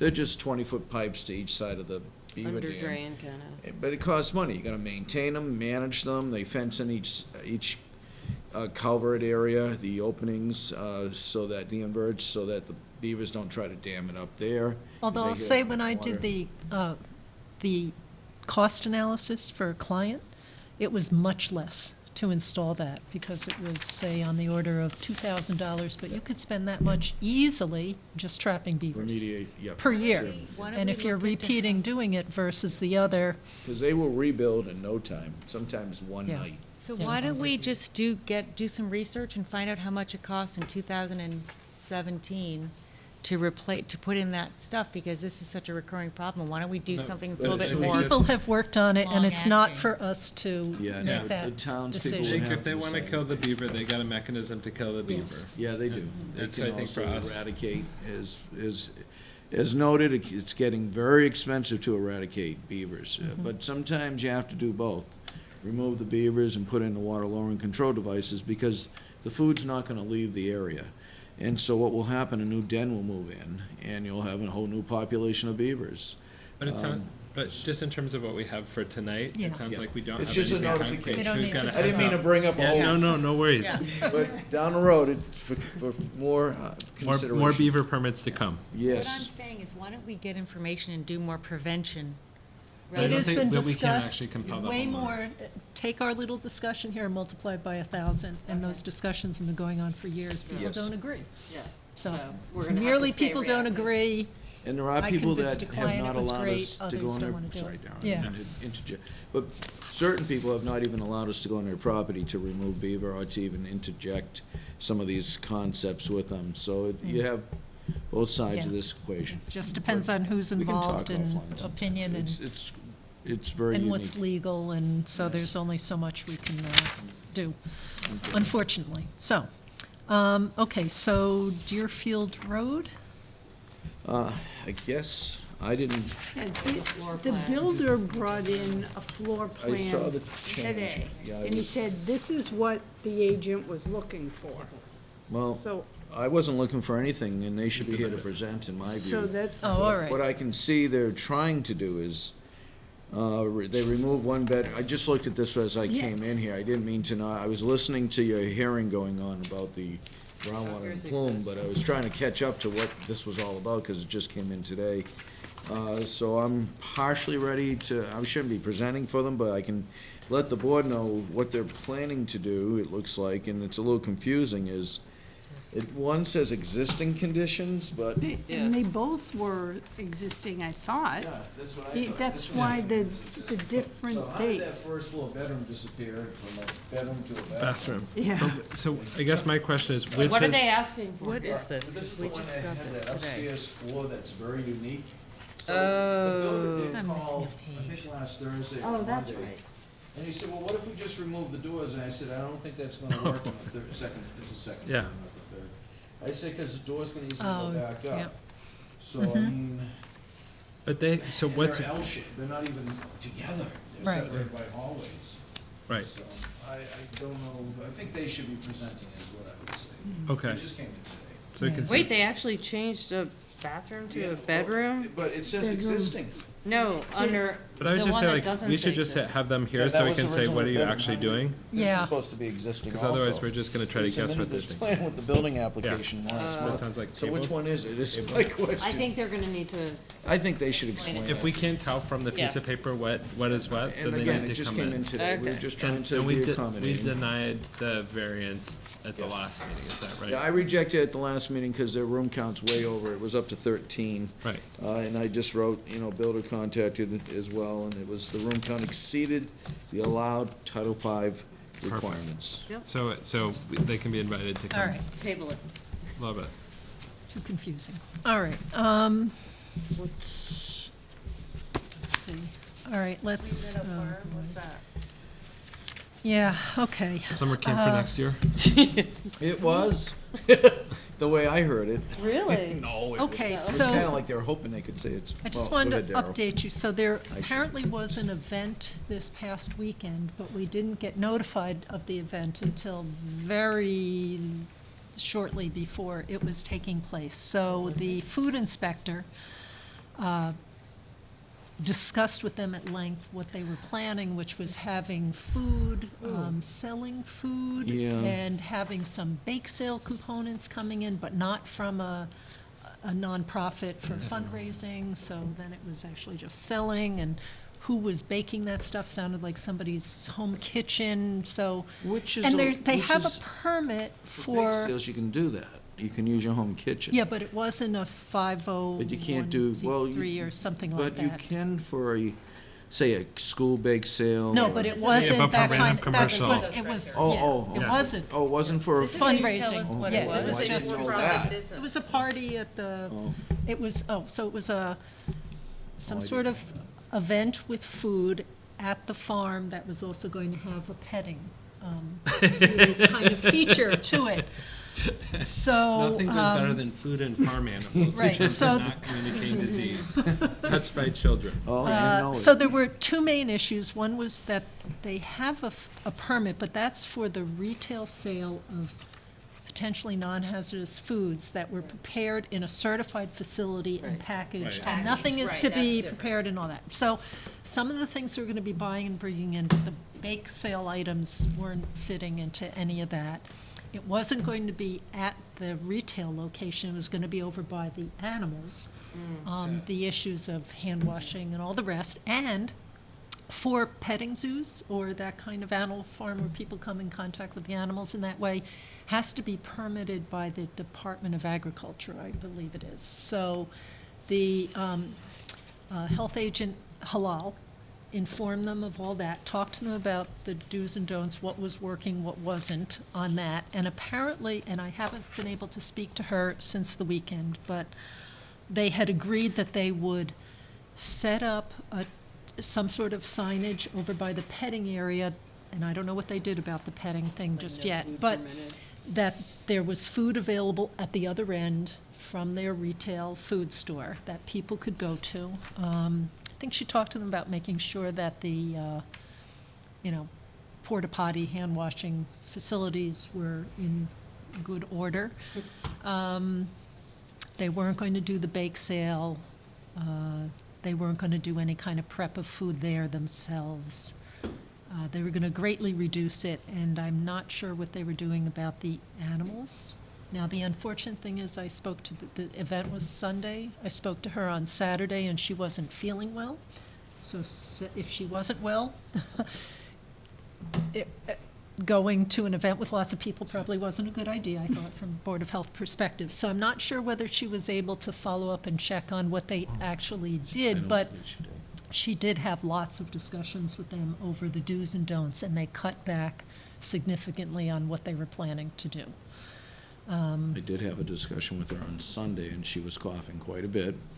And she told me pretty much what you've explained. I explained to her in the past, they used to have bake sales for the promotion of a fundraiser, but that was all they could do in one year. I explained they wanted to do additional food items like hot dogs or pizza, and I told them they could not, and they continued to do it, so we had to unfortunately explain to them, if you continue to do it, we're going to have to take further action. So they stopped doing it, but they weren't happy. But they knew their instructions from then. They have forgotten those instructions and indicated other health agents have been involved and allowed them to do it. And if that's the case, can't change the past. But as Beth was talking with me and reviewing it, I said, you're 100% right, Beth. You need to be sure that they're only doing strictly a bake sale for a fundraiser, as they were only allowed. They can't include it with their camp, as their camp permit, and that was what they were trying to consider. And I think she gave them some leeway since they had food at the retail facility, but to bring in No, but it pizza was and just hot the dogs. food that they Just the retail. normally have, I think, at the And that retail was, facility. at least they but- had some food for their event, and I thought what she did was a fair process based on past history, and they had the past knowledge. So Yeah. unfortunately, No, and there haven't They- been, and frankly, the other health agent who's been involved is Mr. Mascoop, and he referred the issue to the food inspector, health agent. So I don't think he gave approval for it. I don't think, I mean. He it just could have referred been it to the other food appropriate inspectors, agent. not- So, And we had another food inspector, so they may have been told something differently and thought it was, I don't know.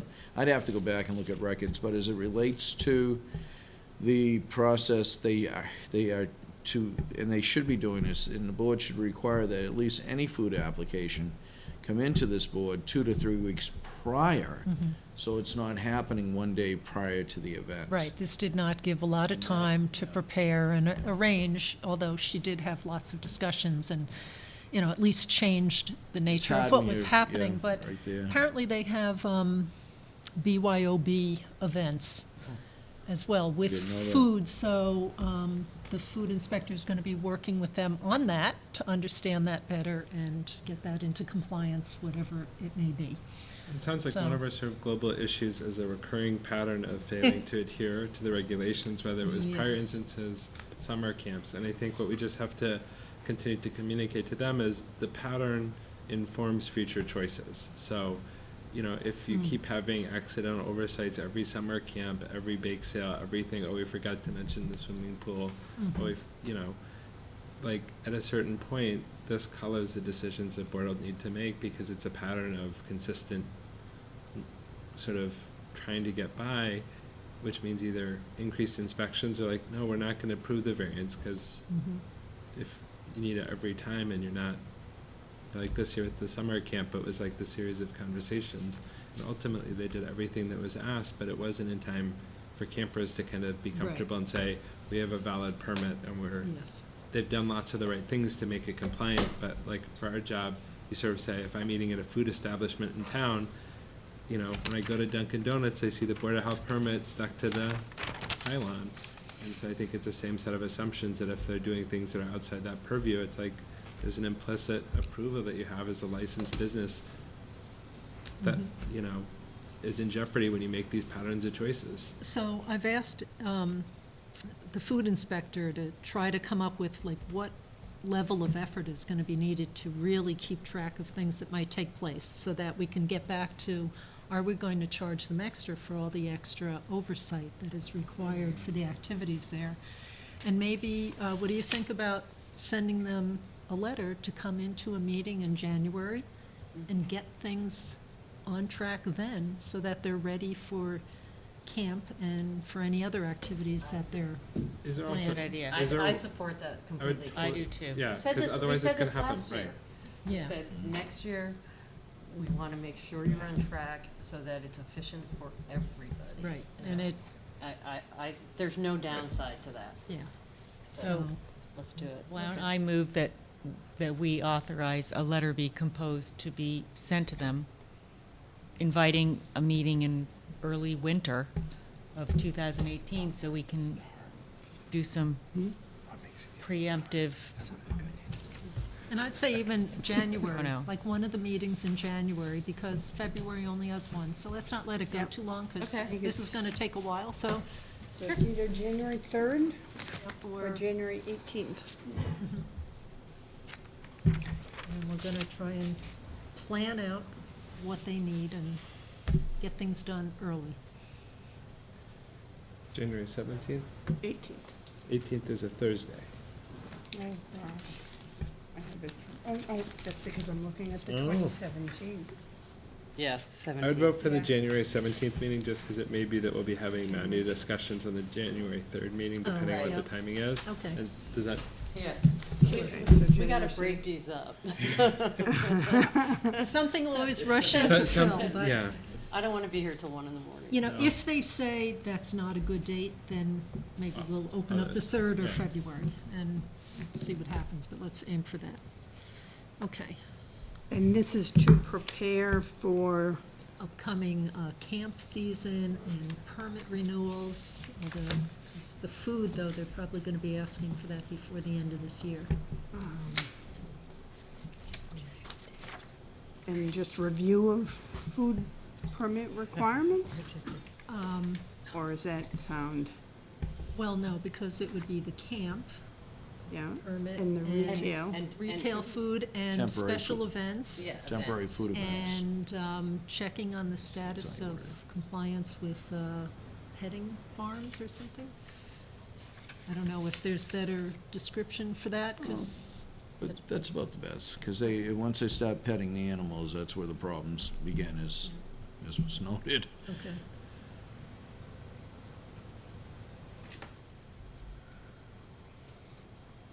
Okay, Some zoos will have dispense sanitizers at each gate to the animal. all right, let's make sure we get the permits done. So we have a disposal works installer permit application for approval. Yes, and I'm new to this person, but the references, have they all checked out, Ellen? Yes, and this is the man, he will be doing the 97 97 Maple Street. Apparently the contractor who is working on that building, whatever it is, the studio. Is that the one that's near Green Lane? No, 97 Maple? this is the one that was doing, they had that outside studio. The They arts- had a Oh, The yeah. art studio. Oh, yeah. Yeah, the contractor, this installer works I with mean, the him. flower. Oh, So okay. he's bringing him use it. Floral arrangement. We've had such a good experience so far. Again, it's all pre-construction, and that's when you make sure things are done right. It's not a major job, but Yeah. he's working in other towns that are, towns that have regulations as we do, so I would think that he would be knowledgeable in Title V, and his references are turning out fine, so I'd Yeah, recommend they approval. checked out fine. Okay. Sounds All good. right. Sounds straightforward. So do we have a motion to approve the permit, Conditional to, conditional to a pre-construction So conference? moved. Seconded. All in favor? Aye. okay, Daryl, you sign this one. All right. So, Someone could talk about the flu clinic while I'm signing. I'm ready. You stuck Oh, him. You stuck him good. You would be the The somebody? flu clinic was really fun. Had quite a few. yeah, it looked like a pretty good turnout. Yeah. I tried to get my son, but he was too busy. Really? Okay, thank you. Okay. Yeah, so I gave you, I wrote up a, Summary, the A summary, demographics, and yep. everybody. it was definitely much less than, People didn't have Fewer to wait in people, line. It was but- really quick and but efficient. It was good It was throughput. great. There were fewer people, Lighter parking burden. yes. And it's fun. It is fun every year. It went very well, very smoothly. We- Right, and thank you to the volunteers who yeah. came in. We Are there any had, reviews on the board- shot givers? Who gives the best flu shot? So I think next year I we need don't like know. rankings and reviews, so you Oh, could say, right, turns yeah, out yeah. We Michelle didn't was do the a best. Press Ganey survey. yeah, she's Yeah. very good. Yeah. But they all were good, and it was great having 3 vaccinators. Thanks so much, Rebecca. Sure. Um, Like an assembly line, huh? Okay. That's pretty much it. Good. Thank you so much, everybody. There was only one crying incident that was traumatic for everyone. Was that you? No, it was a You weren't very, crying? it was a Okay. very young child. Oh, I could believe it. So we all could hear it, and it was very But strongly. As soon as I got my huge daughter amounts of compassion for the close poor to child who was getting her flu shot for the first time. Right. Then took them to the petting zoo bake sale and they felt much Yeah, better. exactly.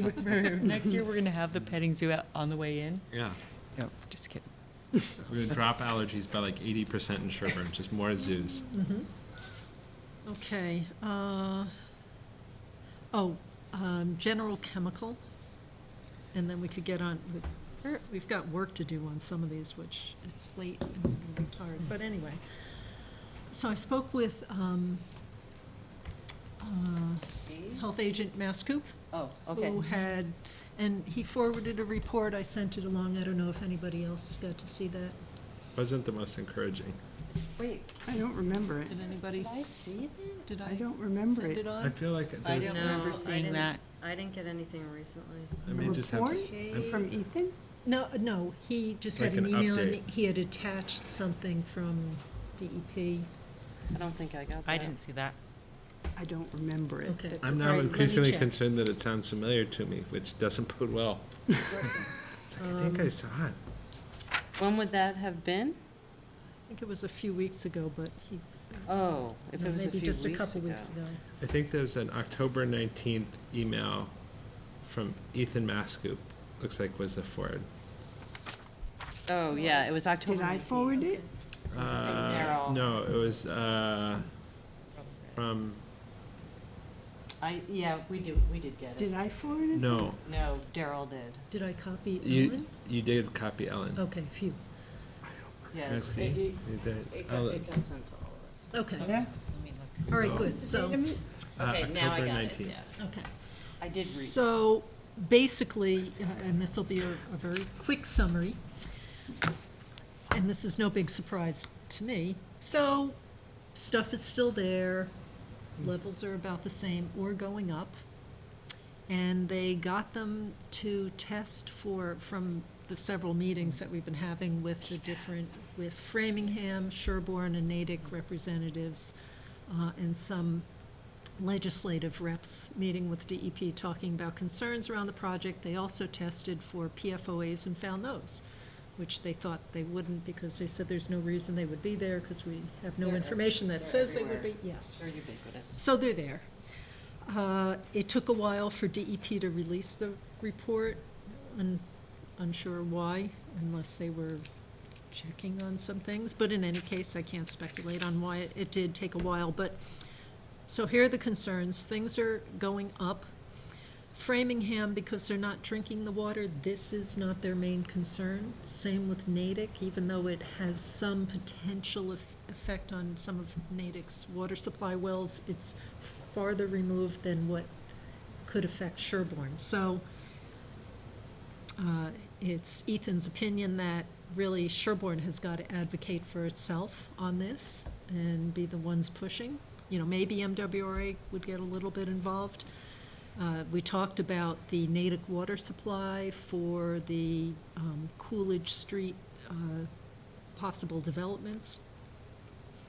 And then water, again, supplying perhaps Meadowbrook as being one option. Not that I'm saying we shouldn't do that, but there are, I believe, other wells in town that have tested positive for some of these that are not on Meadowbrook, other streets in the area, and Is it like way back when they did. Horsebrook? Yeah, I thought it was Prospect maybe, but I would have to look at the. Yeah, that could be right. Yeah. It could be Prospect, not on, Corsebrook, I believe, too. So, Rochelle area. yeah, that's what I thought. not that I want to put more people at risk, but I know the DEP doesn't want to see anything that talks about, well, all right, so I'll be mischaracterizing DEP. If it's shown that drinking water is threatened and at levels above drinking water standards, so right now they're not above, but if they Right, get the there, trace. then they have to take care of the situation, and this is an expensive situation to try to take care of. So they're between the rock and the hard place on that, but, Although things like point of entry treatment systems are not very expensive, and I can tell you that many of the towns in New Hampshire that were affected by, you know, manufacturing of PFAS, for example, or even fire training areas where they use the AFFF foam, which has the PFAS constituents in it, and it leaches into, it's very soluble, and it just goes right into the groundwater. And there are a lot of private wells in lots of small towns in New Hampshire, is that the poets have been really effective. So that's point of entry treatment systems, so things like carbon and resins and things, you know, amazing removal, like down to non-detectable levels. And those systems generally, you know, are on the order of like $10,000. So Are did those they ever systems look that at, oh, sorry, go ahead. No, I didn't mean to interrupt you. Is that a system that an individual homeowner would put on their right, or water somebody, supply? somebody or would is it put it. something No, that is someone done would, at the site of the? No. Okay. Point of entry treatment system means it's done at someone's drinking water, private well. So it cleans up any water that's supplied to that house. Okay. But it doesn't affect, because what's really expensive is the remediation that needs to happen source. at the Yeah. source. As we've discussed at Yeah. several meetings, you know, it's probably up to $10 million or something to do all the cleanup that they Right. really need to do. So we're not talking that. But, I mean, I think, you know, With I'll look proper at the maintenance report of too. those systems.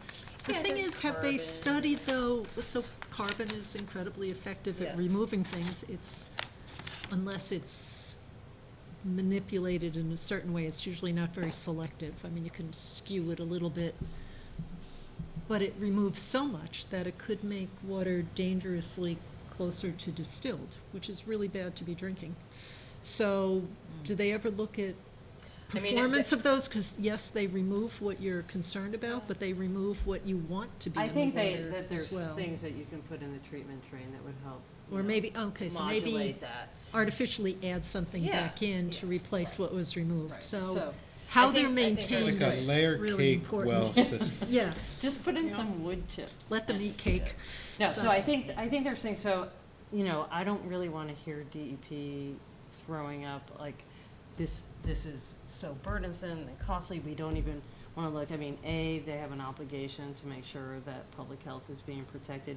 B, this shouldn't be our problem or people in our town having to spend money to do testing or treatment. this should be the responsibility of the responsible party, and the DEP lawyers need to get their butts in gear about piercing the corporate veil, because there is money out there. So it's just a question of getting it. And there is money in escrow that has not been consumed yet, and the first priority needs to be, if Protect there's the homeowner unacceptable laws. exposures, they need to be mitigated. So I have no problem with us continuing to exert pressure on this, and I will take a look at this report, because I haven't looked at the Right. newest report Okay, yet. so, Mhm. thing is, maybe we want to draft some sort of letter to somebody, and then see if the selectmen want to join in. Yeah. Just expressing some concerns, like, it's I'd clear like to that the read the problem is report continuing, first. yeah, Yeah. so. Because yeah. I don't know if I'm gonna have the same summary that Yeah. he has, but. Oh, so the other Yeah. thing, Ethan wants to know, so Drew Smythe of TRC has been Mhm. involved in this project for a very long time, knows the site in and Mhm. out, is really a wonderful resource, works on behalf of the town of Framingham, Mhm. and also has a contract with Sherborn. So another thing to consider Oh. is we can ask the town administrator, well, whether they still have budget for TRC services, to see if, when he looks at the latest set of data, does he see any patterns that suggest something or another, or some recommended course of action? That Right, might be, because our interests and Framingham's interests Is are not different. necessarily the Right. same. yeah. Right. And They're an he knows MWRA. it so well that I could believe at this point, he can kind of look at the data from a particular well and generally know Yeah, how that fits trends. into the history, right, yeah. of the site. So, Well, that would be a Um, good use of his expertise. yes. And is the report that was attached a public report? Like, is that something? It's all accessible online, it should be. Yeah. So it's a publicly available database for every site in Massachusetts for any reports that are submitted to, Kind of under this heading. in the system. Because I think part of what we can do is just, again, we may have lots of people watching the YouTube, but we may not, and just trying to figure out as much as possible, what can we do to make it easy for potentially affected homeowners to be able to find that information? It seems like this is one that, the more we can either direct people through the Board of Health subsection of the Town of Sherborn website, or kind of post our own materials or other things, just so people, Okay, kind of great. see some of that impact. We could have hyperlinks, Yeah. you know. Okay, Just a so if, when you're reading things and can find a link to something, Ellen, if she sent it to you, would you be able to put it up? Okay. Just so people, if I was on Well, coursework, I'd I- say like, can you make this easier for me to understand and find? Yep. And like, it seems like something we can do, because people may make a choice to say, I've got a probable carcinogen that may be in my water. Totally get the DP's not invested. Glad that Sherborn Board of Health and potentially selectmen are, but I'm gonna test my water so that my problem becomes their problem as quickly as possible while there's still money in the bank. Yeah, I mean, so here's the rub, they're not testing, in general, with few exceptions, they're only testing like a couple wells in Sherborn. So we're probably not gonna be able to say like, oh, we think your well's been impacted, it's more just what are the general sort of trends? Right. And then it's gonna be up to the people to decide if pick- they wanna right, take like- that. I'm just all about trying to make people as informed as possible so they can say, I want to test my well, or I don't want to test my well. But to figure out, like, should I be thinking about testing my well? I'm on Mill Street, don't think I need to test my well. But if I were on Prospect, maybe I'd say, oh gosh, you know what, I may need to test my well. And just kind of at least having some general guidance for where folks should think about it. Without having it feel like somebody's getting a red letter and because you also don't want to say whole Right. neighborhoods or parts of the community that may be Right. entirely unaffected. You don't want to say, oh, you should test your well. Because then Absolutely if I'm not. selling my That's- house and I Google Coursebook, I'm like, oh, it may have a probable carcinogen. Less enthusiastic, I'll go somewhere else. Yeah, And so no, it's it like is, finding that it's very balance. tricky Yeah. on that front. Okay, so that's that, and, I guess we may be discussing this at the next meeting in terms of possible agenda items for, on number 5, so it's the 11/13 Yeah, meeting, not That's the a special 11/15. meeting. Oh, yeah, yeah. But I think, Lisa, if you're not going to be here, Oh, I'm not. Oh, gonna that's be right, here. you're not Yeah. here for that. so maybe we want to Okay. push that to one of the December meetings? Yeah. Or do we have comments? that you- Wait, could The you say that question again? is- I didn't hear what you asked. Well, so I think Lisa's not going to be at the next meeting, and so if we're saying that's like Yeah, one of the I things we're won't- gonna work on. In other words, I won't be providing an update on general chemical report Given your review total at the next absence. meeting, because I will not be at the next meeting. Right. So if you, in reading stuff, either have a particular concern. Takeaway. I think it could be good, there's the possibility for you to meet with Ethan, and/or the town administrator, or somebody else, so maybe something, if you find something compelling in there that you think we need to communicate to I- DEP sooner than later. Yeah. uh, Well, if I see something compelling, should I email Ellen? I mean, just in terms of open meeting stuff, so what should I do if who do I contact? I mean, I'd be happy to talk to you about, Ethan could be available. It's harder for him to come to the evening meetings, but he can get here during the day sometimes. And he has other stuff, so it might be possible to work with him. But I also think another piece would be writing to Diane Moores and David Williams and just saying, looks like we need to have some input into Mass DEP's process on general chemical, and can we meet to discuss mechanisms for doing that, meaning money, to some degree. Or is that funds and something support. we couple with the selectmen? It just seems It like could the be. selectmen last time sort of took the lead on Right, and they've conveying the sort of information. divided it. They have the budget for TRC. Mm-hmm, We had the budget for Ethan's time on this. mm-hmm. So I'm not sure why it was divided up, but it was in that way. So, How and about, Ethan and Drew Smythe have worked together over the years on how this. about I review it, and then I'll send you an email and just say, here's what it looks like, and then you can advise what the best. Yeah, and then we could figure out.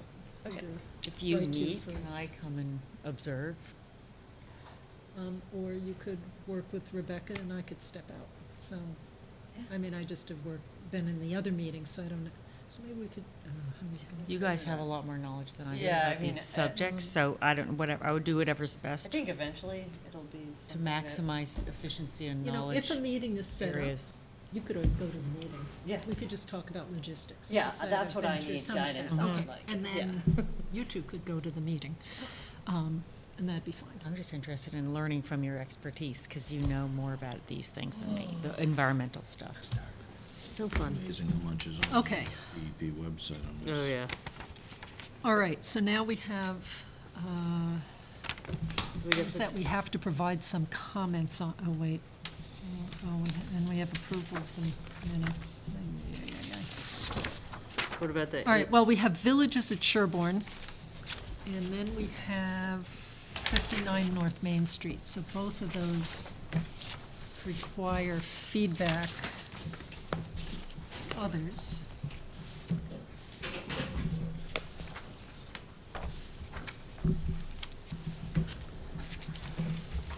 Although, you know what, except for the room count, the bedroom count and room count, we're still waiting for information. So that one maybe is easier, On so. 59? Yeah. Yeah. As the minutes so nicely described, we're waiting, and they thought by about now that 2 there would weeks. be the septic plans and some other things. Status of but- the wells. So we haven't gotten any No. updates, okay. No, except at the meeting, because they asked us about room count, and I said, well, it hasn't been perfectly clear what it is we're counting, because they had mentioned that they had several different house do. designs, and do. we weren't sure how many of each would we count, but they said, oh, wait, we have a new package, and we do have it, and it has the basement area too, which is, isn't always available, so I guess we could give a sense of what we think about the current plans. We did a bit that night. But they're also not specifying this is Ashford 1 or Ashford 2, right? Like they say here, like, is there a single Ashford floor plan? Well, we don't know how many of each one, right? Isn't that another Well, like question? Ashford 2 and Ashford 1 have a different external piece. Yeah. I guess we imply that the internal piece is the same, but again. So maybe that's just a qualifier, and what we Right. said, we have assumed that. The differences between Ashford 1 and 2 are purely external cosmetic and not physical interior, and if Yeah. not, we Then need we specific need more room plans for information. each. So, okay, so, So for Ashford, what does the little dotted line between dining room and kitchen mean? Don't know. it could apply to maybe some ceiling feature that perhaps So comes functional down a space. little, but it's open, Like this one, so. looks like it's maybe some kind of, demising wall or something. That one? Yeah, I could believe it's columns with, sort of a soffit-like thing hanging down, but I'm not sure. I would still, if they hadn't designated it kitchen and dining, I would view it as an eat-in kitchen, potentially. But they've named it as dining, which would make it, I see 3 or 4 rooms on the first floor. Study. I'm kind of calling it 3, assuming that they're talking use as opposed to room. And the deck's an outdoor deck, right? Yes. See how those Yeah. look like outside. So maybe these are walls. footnotes for the accounts, assuming deck is not sun deck, sunroom, but is Yeah. external to the structure. Yeah, they and would have to assuming label it that way. Dining room and kitchen are single room because they've got the solid black walls around them. Right. You know, please specify what the dotted line represents. Is this use versus? So in a way, this looks, if that's 3 rooms on that floor, and then I would upstairs, call upstairs 3. 2. I 2 and guess a how loft. do you decide that the loft is? Like before for the Abbey Road, it was that it was like had a partial wall to the ground floor, right? Like it wasn't walls all the way up that made it a loft? And it had no doors. The loft, Right. before they built that, This The looks little like thing, a, but- it's a room, like probably like a room, but it's just open. yeah. Right. So they're So to calling me, that the- a loft. It's But, just a but I think big that's old. like a room. Yeah, I agree. I would count that as a room. Like a loft is a space, it's a room, it's got walls, it's got external windows, it's got an optional elevator. So, It's well, 140 Is this a square feet. closet? Is that a closet? What is that? That's Ups- washing machine dryer. Here? Where do you I see- think at No, the no, bottom. in the corner? Oh, oh, that might be, I wonder if that's an atrium to the entry down Railing. below. oh, that is open, they said in one of their. So this is open? Yeah. Which part's open? This, I'm sorry, I didn't know this? what you, with that There. little square That's there. open, okay. See that Those are little rails. rectangle Yeah. to the right of loft? All right, so here's the thing, we've had lofts like this in the past that have these open features, like no door isolating it from the hallway, right? This could be an expanded hallway. Isn't this a door right here to the bedroom? Is that a door or is that not? Oh, yeah, on, And right. is this a There's do- 2 thi- bedrooms. And this looks like a door to the washing machine, Yes. right? So And there's a then- door here, there's a door here. Oh, but I meant There's- for the loft area, it isn't actually closed off, so it's probably got a half wall or a railing. I don't know, I To the mean, it's atrium. really hard to tell from this. But that's the specificity then, so we need to say this is an atrium with an open floor, because otherwise it's a room that can be closed off from all other rooms and Yeah. opens directly to a room with a bathtub. So, but it's not closed off. So just to define how it's been done in the past, and maybe Yeah. because people are using lofts so much now to get around the room Yeah. count thing by calling it a loft and then we don't count it. And would this be, I guess, a regulatory change as opposed to interpretive? I think interpretive. I think Okay, so we may want to set a formal policy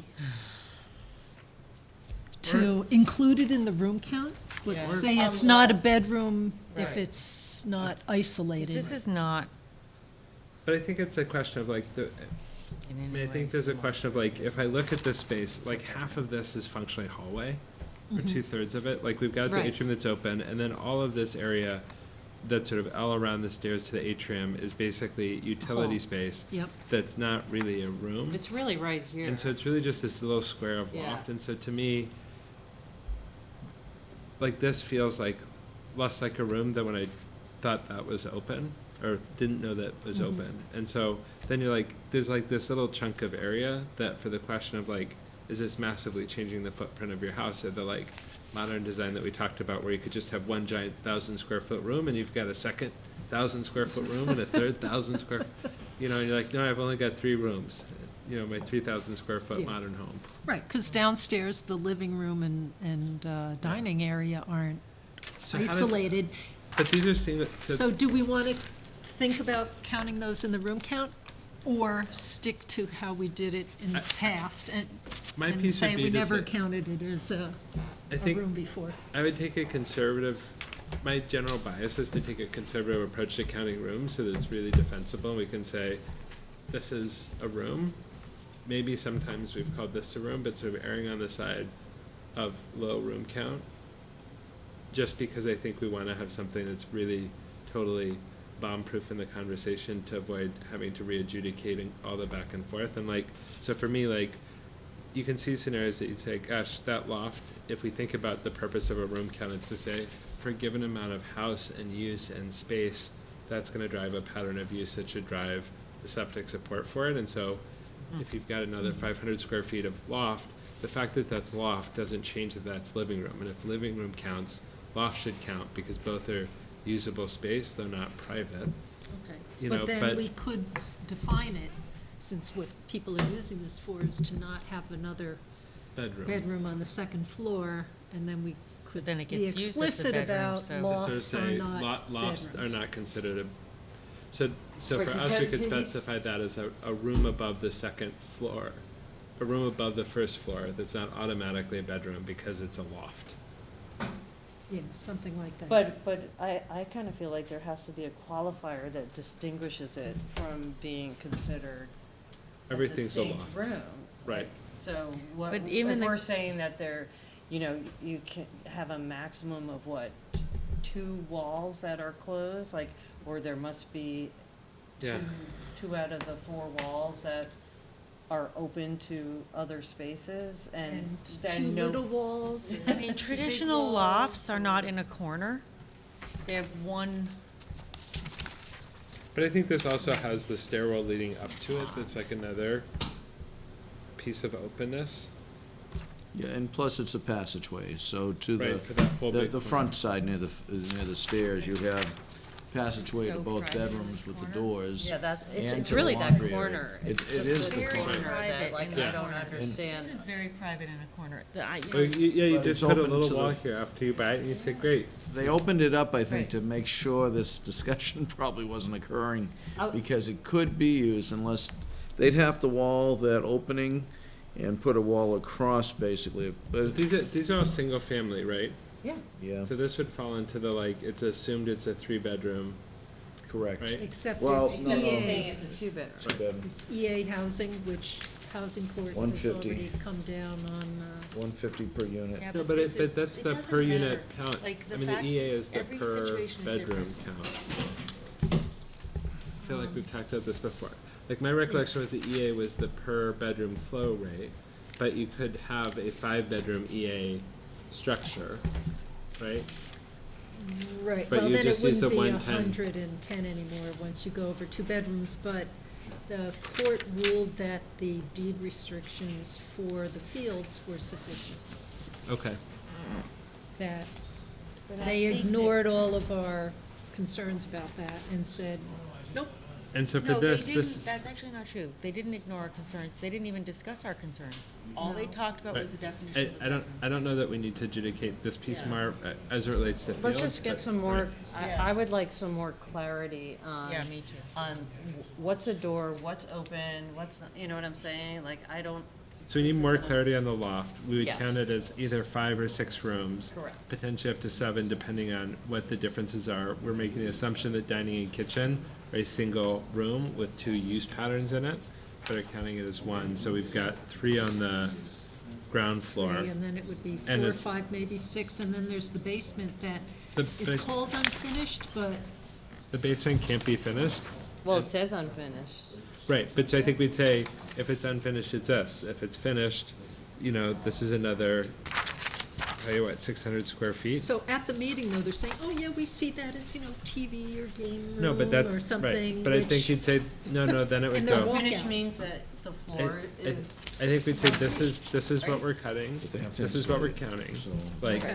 right. no, but the floor can't If they're have saying carpet it's, on it. right, if they're saying unfinished, it needs to be unfinished. If it's Right. not unfinished, Then it's- that's not what you asked us to count. Right, so I think we'd say, we count 6 bedrooms. If you had finished basement, that would be at least 7 rooms, which would then take us, I guess the Sherborn and Mass are driven by the, if the room counts greater than 8, then we do the count up and divide by 2.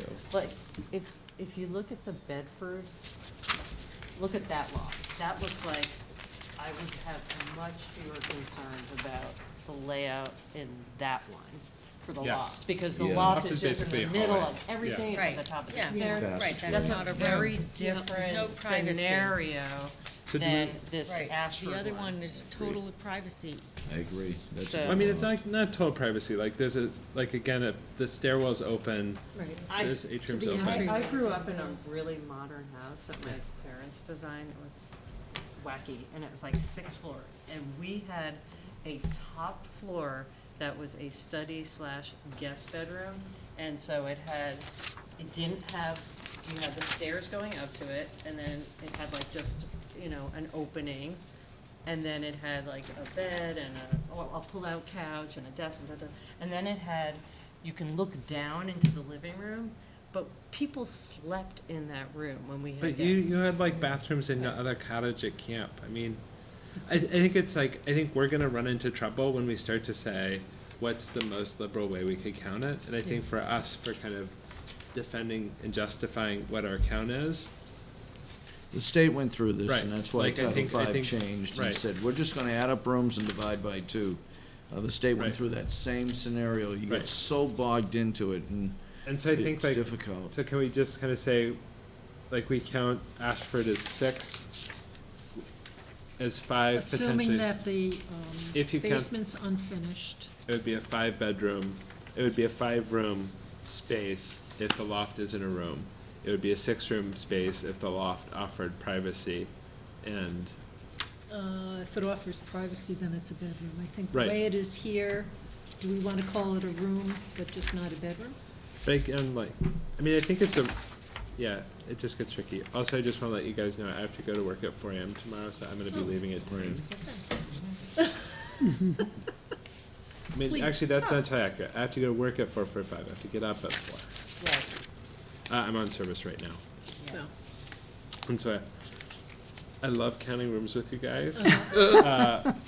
But that's sort of just my driver for time. okay, so that's the general gist, and let's just see if there are any other sticky points. Well, in But I If think you that, look at the I think chat- the unfinished basement can't be a game room, and if you're saying casual as an aside, here's a bunch of uses that people don't have in concrete floored rooms, I think that's the other point we should explicitly make in the Wait, could you comments. say that again, please? So, I wasn't at the ZBA meeting, but if they're saying, oh yeah, you'd use this as like a game room or a television watching room, I have a concrete floor basement, we do none of those things in the basement, Yeah. we store stuff and we kill mice. Right. And so, that's what the basement needs to be, and if you start saying, well, no, but I mean, it's a bad floor, and no, yes, it's got exterior windows, and insulation, drywall, paint, wood floors, couch, that's not a basement, that's a room, a subterranean room. And so I think that's the point we have to say is, you didn't describe an unfinished basement in your presentation. You described in your drawings, it needs to match your drawing, otherwise it would be 7 rooms. You look at the Chatham and the Danbury, they call their lofts offices, so they know they could be used for a purpose. So it looks very close to the Ashford, where, if you look at those 2 lofts in the last 2 designs, Oh, yeah, you could easily write office loft on the Ashford if you wanted to. But I think we're gonna get stuck there, where we're gonna say, you did these 2 things that look the same, and they'll say, nope, no, we didn't. Well, we can only base it on the information they provided to us. And then, how do things like laundry room and bathrooms count for the room count? No, So laundry room doesn't Yep. count, bathroom doesn't Unless the count. bathroom is within a room, they're not calling a room. Ooh. That's a master bedroom, Okay. a full bathroom, that is. or 3/4, as they call them. I never heard of 3/4 till that meeting, with the shower versus bathtub.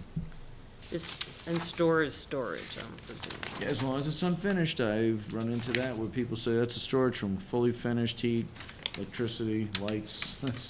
Well, do we you think might that- want to have heating or storage, Do we, room if you're- do we think the Bedford's a 5? Which one? What do people count the Bedford as? 5. That's what I counted it at. Does that line up with other With the folks? big question mark on the basement, you know. Depends what Well, they again, do it's in the gotta be basement. unfinished. If it's not unfinished, it's like, this is hundreds of square feet. I count it as 5. Yeah, I got 5 for that one. Or That's five, the only one yeah. that's clear. I agree, but that's because that could do loft all is of them. completely, Yes. Passageway. yeah, Yeah, that is not feasible. it's not even right to call it a loft. So how do you do the family, so this one for the Chatham, like that family room is like, what is that, like almost 300 square feet and then,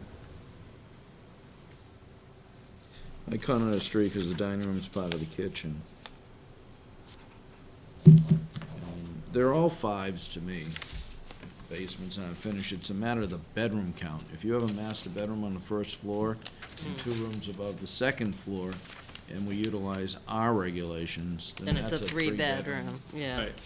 It depends on what Oh, regulation that's you true. interpret. So that's So what's the tricky. Chatham could be Chatham and borderline Danbury. 3 bedrooms. Danbury, yeah. Yeah. Chatham and Danbury have the master bedrooms on the first floor. Well, Right. then I think we'd say per Sherborn regs it counts as this. So if we're asked for comments about what does Sherborn regs say, then The it's, last 2 are 3 bedrooms. then it's a 5-room bed, it's a 5-room house that's 3 bedrooms. Yep, even though they didn't define that office loft as a bedroom, it's above the first floor. Except it doesn't have privacy, so that's where I'm That's, thinking okay, that that's where we- they could Right. argue it, yeah.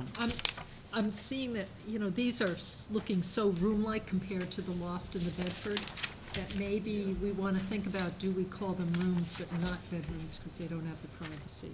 And kind of Yeah. change that any room above any private room You- above this. But I mean, first look floor, at the something like that. Danbury, that looks, it's an office slash loft. That could be easily made into a bedroom. It know, has yeah. like doors, it has, Yeah. it's got 2 exterior walls, What they did is they offered Sort of, open not- to below, yeah, but that's an easy panel. right. You know, it's. I don't know, It could I be mean, converted, it's they could be just a converted. question mark. yeah. I kind of Easy to feel like convert. But I'd say, yeah, we need to make, maybe what we need to do is define loft by square footage or by, but I think this is where we get into like the arbitrary and capricious stuff, where it's sort of like a Right. loft, like we need to have a consistent definition that Right. applies to every house, every project the same. right. And so I think it's hard to say when is a loft. Like I think it goes back to when is a room a room. Does the state have a definition of a loft? How about, does I the mean, housing code? the state has a have definition loft? of a room, and I think the loft would not count as a room because it's got the open space below. Well, Hey, I think we Ways just. to get to somewhere else. Yeah. Yeah, They're almost like an entryway on the first floor, as a loft on the second. right. There's no. And so if there we must- said well, that then we there said, must be a definition somewhere for loft. like we had a Definition room for above the bedroom, second floor is sleeping. defined by Massachusetts building code as a room, which is like then it's a habitable space. This wouldn't be, I mean, would this be, Okay, it says in, I found P-Town, sleeping loft. In order for a loft to be considered as a bedroom, the following minimum standards must be met. 1, the above referenced criteria defining a bedroom, which they said minimum of 70 square feet, headroom, da-da-da. A privacy wall of at least 3 feet in height, access other than a ladder and which complies with current building codes. And it says, any loft that doesn't meet the above criteria shall not be used for sleeping, period. So, So maybe what we need to do is say anything greater than 70,000 feet. 70 square feet, Whatever, if square it feet is a has, bedroom, if it, is not a loft. but I think this is no, different, this is a privacy question. wall. No, Right. Yeah, privacy yeah. is the Yeah, no, important it's thing. privacy. So I think we But can, it could be a room. But I could think just this is, pull things. but I think this is Livable different, like what space. that's describing is, I have a single structure above, and I've got like a 3-foot knee wall, versus I'm on the second floor and I have an open landing that's 150 square feet, or that's whatever. I think for us, I just think it's really hard, because we just keep adjudicating when's a room, and that's like the central challenge we have, I think. For me, Well, it's also the question of like, how much time and energy do we put into kind of fighting that battle, and if others disagree, do we have the leverage, like based on the Fields of Sherborn decision or other pieces, do we have the leverage to say, no, here's a justification for our room count? And I think what we're seeing with these projects is that they're making these lofts as big as possible to avoid room count and bedroom count. Right. Because It's the a loophole. units are smaller. But that's And why we don't see it but we with need other to- kind of but we houses, need to because who wants a define it. giant hall? But So- we need to define it. Once it gets really big, it's livable. But I think we It's need to small, define it it's separate not from any livable. project. I think we need to say, we need to make recommendations for this, and if we identify gaps in our regulations around things like loft, we need to answer that in a general as opposed to a specific piece, to say, this has come up in 3 different projects when the question of when's a loft. We're gonna have a public hearing talking about that. We're gonna welcome feedback from people about what the space says. Our job is to kind of figure out the future proofing of the house to some extent. So, I mean, so minimum things we can consider though, in terms of coming up with a consistent. We don't even have to have this conversation if this loft space is less than 70 square feet, like, Right. that's off the limit. If it has, if it doesn't have a wall of any kind on one side, sort of like open to the stairwell or something, again, I think that takes it off the table, Right. okay?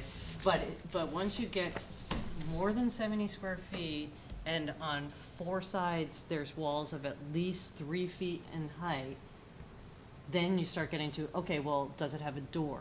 Does it have a closet? You know, like, Yeah. there's ancillary, but I think there's some base stuff that we don't even need to talk about it if it's not 70 square feet, or if there's one side that has like no, Right. a wall less than 3 feet. Right. Then it's. And I think yeah. it's the degree to which it's passed through to reach other spaces.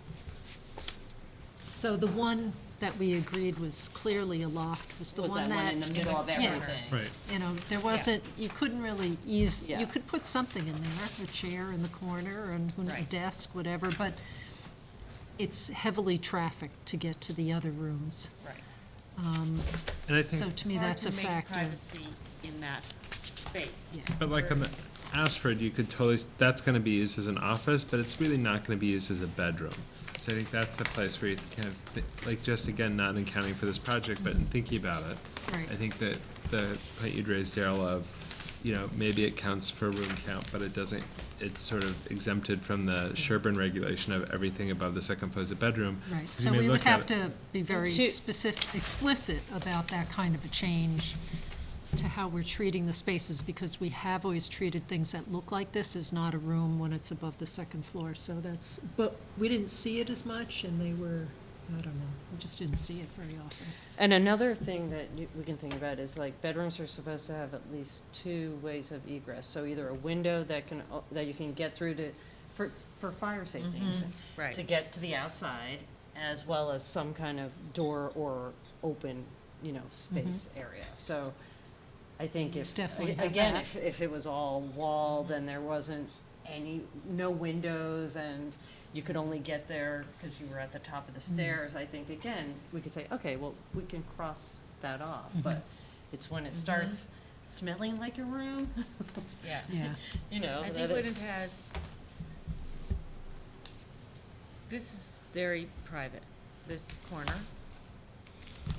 But I think it's not like take my pants off private. It's sort of put my desk, work on work private. Like, I think there's a difference of like, when you say private. I want to see it's- that box in the flow chart. No, but I think it's like, it's a difference of like, when, I thought the on same but I thing. would sort of say I like. love it, but But I you're think right. it's like the question of like, will He's somebody right. use this as workable space in their household? Yes. Yes. Is this a risk of another body occupying a space functioning like a bedroom?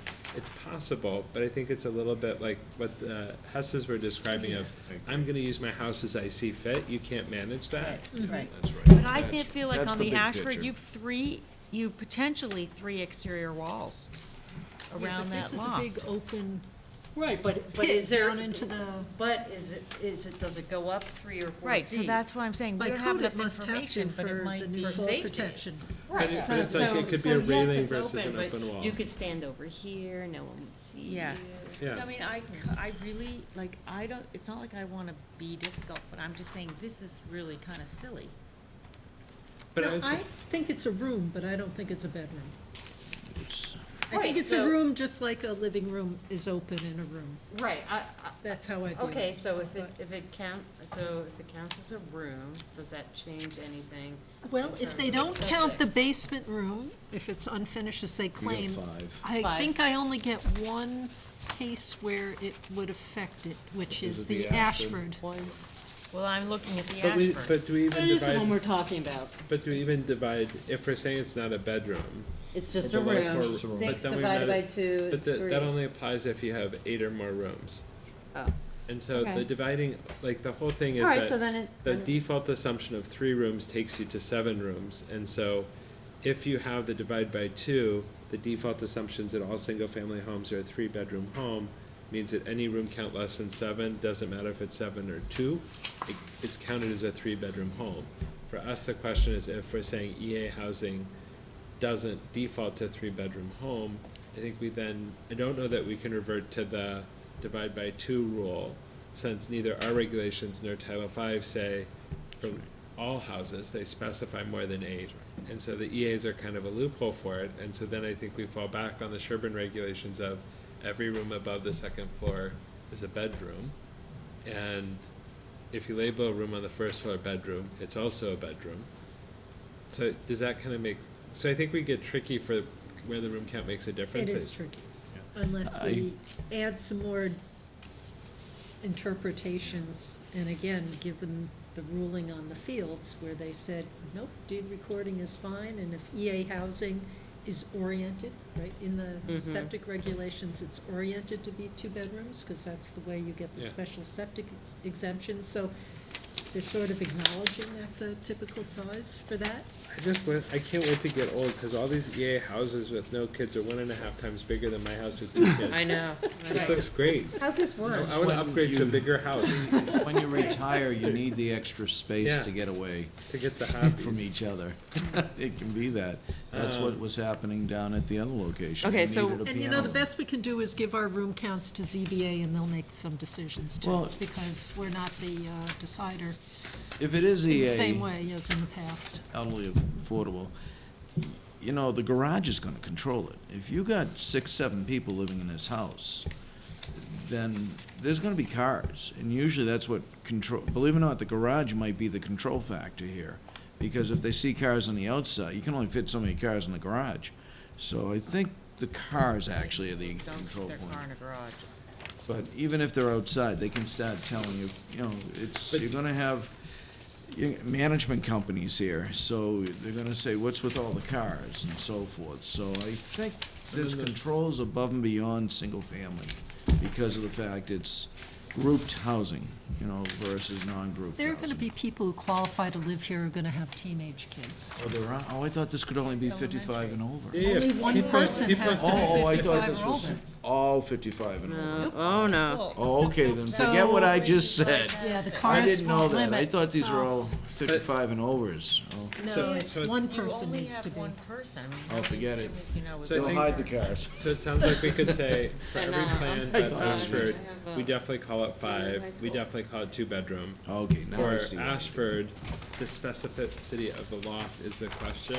We would generally call it 5, assuming that the loft did not offer privacy. But why is that loft any different than the others? Because, But we That weren't loft counting is the different others. because of. oh, I was we- counting the loft for the others and getting 5. So for like Bedford, I get 3 on the ground floor and 2 upstairs. So Bedford, we're not counting But we loft. just decided that the room count doesn't matter unless they have at least 8 rooms. Well, but I think it's a question of ZBA, Yeah, but Like, Bedford's where- easy because that, it's Yeah, just a yeah. hall. but I think for ZBA, like, but for, and then Chatham doesn't really have a loft.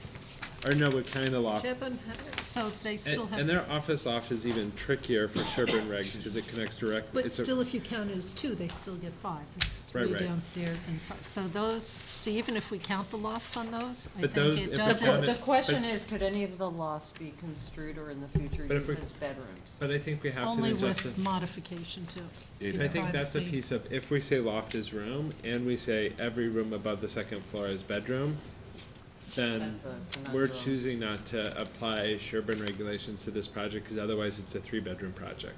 Yes. So if we call loft a room, we have to say, like, Chatham's a 3-bedroom, right? Yeah, no, we would have to change how we do it. That But I think we is- can't change for a project, or they'll say, Yeah. you can't change for a project, you Right. gotta apply your rules.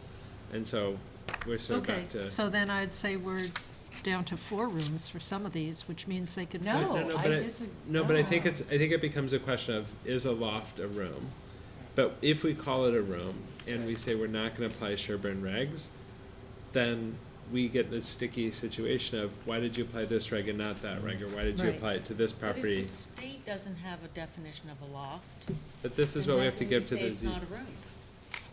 I mean, I think that's just the gap in our regulations, that we need to figure out how do we interpret our regulations to answer the question, and how do we clarify our regulations so it's easier to interpret. And we don't even and we don't need to make a reg change necessarily. We just need Right. to have a policy guideline on Right. how we're gonna interpret it. That's Right, all. and also, if the state is, if we're not even using the town regulations, Well- we have to use the state definitions of a room anyway. Right.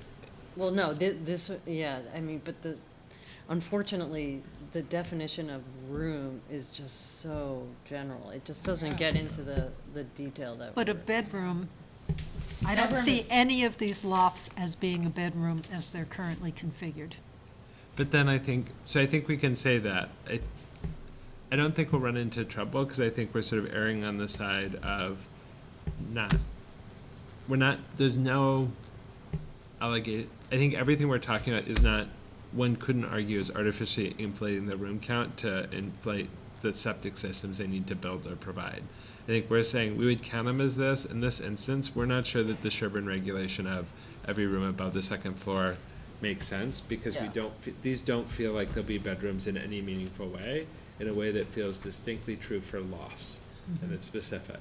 So while we, in other instances, would apply the Sherborn regulation, in this instance, we think is a loft, it doesn't apply, and we'll work to clarify those regulations, but given the time-sensitive nature of this, and the importance to make general changes to regulations, here's how we think about it for the purposes of the ZBA, making their final, because we're just advising the ZBA, right? Right. And so the ZBA could say, yeah, even if we wanted to count them as a room, ZBA could say, we're not counting them as a room, and that's their prerogative, right? Yeah.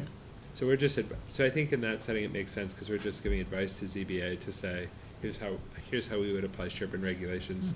You do with it as you see fit. But I do think that we should address this issue Yes. in the totally. People are gonna regulations. keep We have to coming. do We that just, because we this don't, isn't we gonna don't be the wanna last have it time it be ever us, comes up. us deciding when it's a And room. We should have a On hearing the on the fly. topic Not of, have a thing. we wanna have this conversation, we wanna have a regulation that we can say, here's the regulation we applied, we chose to exempt loft, here are the minutes that Ellen typed in the basement, this is what makes a loft In a my, loft. I mean, in my When is a room a room? conversations with the DEP and the drinking water program, they said, we have an obligation in Sherborn to protect the drinking water of future residents of 40B developments. The DEP doesn't agree that we don't have to consider public health. They want us to consider public health, and they say that, this is my conversation with, I don't think anyone's arguing that. no, I Yeah. know. So I'm just saying that the sooner we address it in our regulations, the easier it will be to say we're being consistent, we're following our obligations, we're not being arbitrary, we care, and we really want to work well with you. You know, we're not trying to fight, we're just following our regulations because we have responsibility. So for this room count, it sounds like we've got advice for the ZBA, which would be, Yes. here's our room counts. The lofts feel like rooms, but don't feel like an appropriate application of this is a bedroom. We will work to clarify and address that, right? Because lofts have come up a bunch, but for Right. ZBA purposes. And they're a bunch of lawyers, so they can decide, well, it's not a regulation yet, so nice idea, but we Right. can't consider it or not, so they'll Right. figure that out. Would it make sense for us to decide to set aside time and to address this at a future date and have a hearing to be able to have that Sure, discussion? we got a lot of things like that, and it requires, if you remember the last time we did this, you have to write the proposed language Draft. first.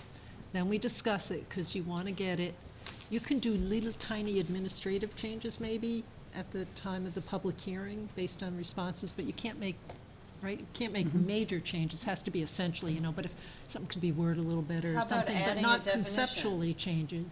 I'm Yeah, happy I to think kind of that's a help. good idea, that would help. Like, I know, we just No, no, have to no. go through the process, and it Right. takes a But- while, but and there's- somebody has to take the time to Is that write it and considered draft a it. so. regulatory change if we're adding a definition that's just not in there right now? Yeah. But That I- requires public hearing and Yeah, comment? but But I would every err time on the side of the problem doing is- whatever we think's the most. Okay. Like this sounds super glamorous, and so I am happy. I think you guys I are think you doing and chemical. Rebecca should, you guys Yeah. can go off and draft what you think Well, would be good. I'm happy. Yeah, I'm happy to collaborate, Okay, and I'd that'd be like great. Mark. I'd love your kind of input on it as Sure. well. Just I Well, don't and think we're ever gonna the have a lull. consultant- because I think you Item guys are doing 20 mounting talks study, which about is a all ton of this. time and energy, and so Yeah, Yeah. that's happy to have fine. this. I sort don't- of, And I Yeah. also think that it, but You guys like, are passionate. yeah, That's but good. we're You not did. gonna have a lull. And so if we're waiting for a lull, it's Oh, I'm never not gonna waiting for a lull. happen. I just think No. And I wanna All simplify that our lives. past stuff that I just did at home for fun. So I know. that's Yeah. how you have to do it. There is no Right. other way to do it than sit Okay, down and so- crank it out and then come to the meetings and we flesh it out. Put that as an So- action item for those guys. I like it. That's fine. To So- come up- Yes. We don't have anything else to do, Okay. this is great. Yeah, Um, you're just doctors. all right, so I'm I ready. think that's all we don't could have families or You don't have anything. do on It's good, yeah. 59 North Main at the I'm moment. 100% sure that the joy we'll experience pales in comparison to the joy of both mounting study and general chemical. You're right, No mounting idea. study My was life is fun hard. today. I'd love to Yeah. do. All right, the villages at Sherborn, we're supposed to give comments by Monday. And I don't know what we're. here's my quick We thing don't have the is, information. well, if they're doing a PWS or hooking up to Natick, we're not involved in the water. Right, If they're doing a wastewater treatment plant that's gonna be ruled not by in- Mass DEP, we're not we're not involved. The only thing I would wanna say is for the groundwater discharge permit that goes with the wastewater treatment plant, there are requirements, and we talked about this with the mounting study, for the travel time to nearby wells. But in the forms, in the application, it only talks about nearby PWSs. It doesn't talk about nearby private wells. oh, So adding that private well Right. concern, I could see being important, really highlighting the proximity to the PWSs, and then, qualifying that if they choose to go to a private septic or private wells, then it's a whole other ballgame on terms of comments. And then, pumping study, didn't we have, is that the one where we had the discussion about how long they needed to do the pump test? that was 59 North Okay. Main. So we're out of this Okay. other But that's thing what for I the was- most part. So it would be more on the impact of that large wastewater treatment, which is going to have better treatment, but the travel time is what determines what their target discharge, effluent discharge parameters are. And I think so- I think we should address it, because that actually was the thing that caused the permit to be pulled in that case in Carlisle, because it was of the impact on an abutting private well, and I think Right, we that's the can mention it, issue. but we have to mention it for DEP to look at it when they're reviewing their permit applications. They're- It's We're not not in gonna our see those purview. permits, we can just say, I oh, by the understand. way, understand the setting. And right now, you say, map or identify all PWSs within a certain distance of the discharge. It doesn't say identify all wells, all private wells, it just says But we need PWSs, to- so. I believe that we have a responsibility to communicate to DEP in advance, so that the Right, that's what we're abutters doing right aren't now. always being put in a position of having Comments to that we can sue do. them before their That's what's- interests are that's what's- represented, right? That's what's yeah, going yeah. to them, Okay. so. So, besides the, Clarify what I'm saying. the groundwater discharge permit, and then just if there's a change to the, change to private well and septic, any other topics that we feel? Well, so are we gonna bring forth that there was discussion, and like-mindedness on a recommendation that if at all feasible, pursuit of hookup to native public water yeah. should be, And also the general chemical concern of just what the future is for that and how that situation will be exacerbated by this if it's a sizable pumping. right. If they don't hook up to the water, that's just Yeah, another yeah. reason to support that, They're that really would be expecting, the yeah, best. They're drawing 20 to 30,000 gallons per day. So I Well, think there's a lot of people. I know. consideration to the abutters wells too for quality. Quantity and Quantity, quality, yeah. All right, Will they be so affecting their quantity? any other Lot issues of that water. people can think of before Matt leaves in 5, 4, 3, 2, 1 seconds? Right, exactly. I'm feeding too, so. All right, so, is it okay if I draft something?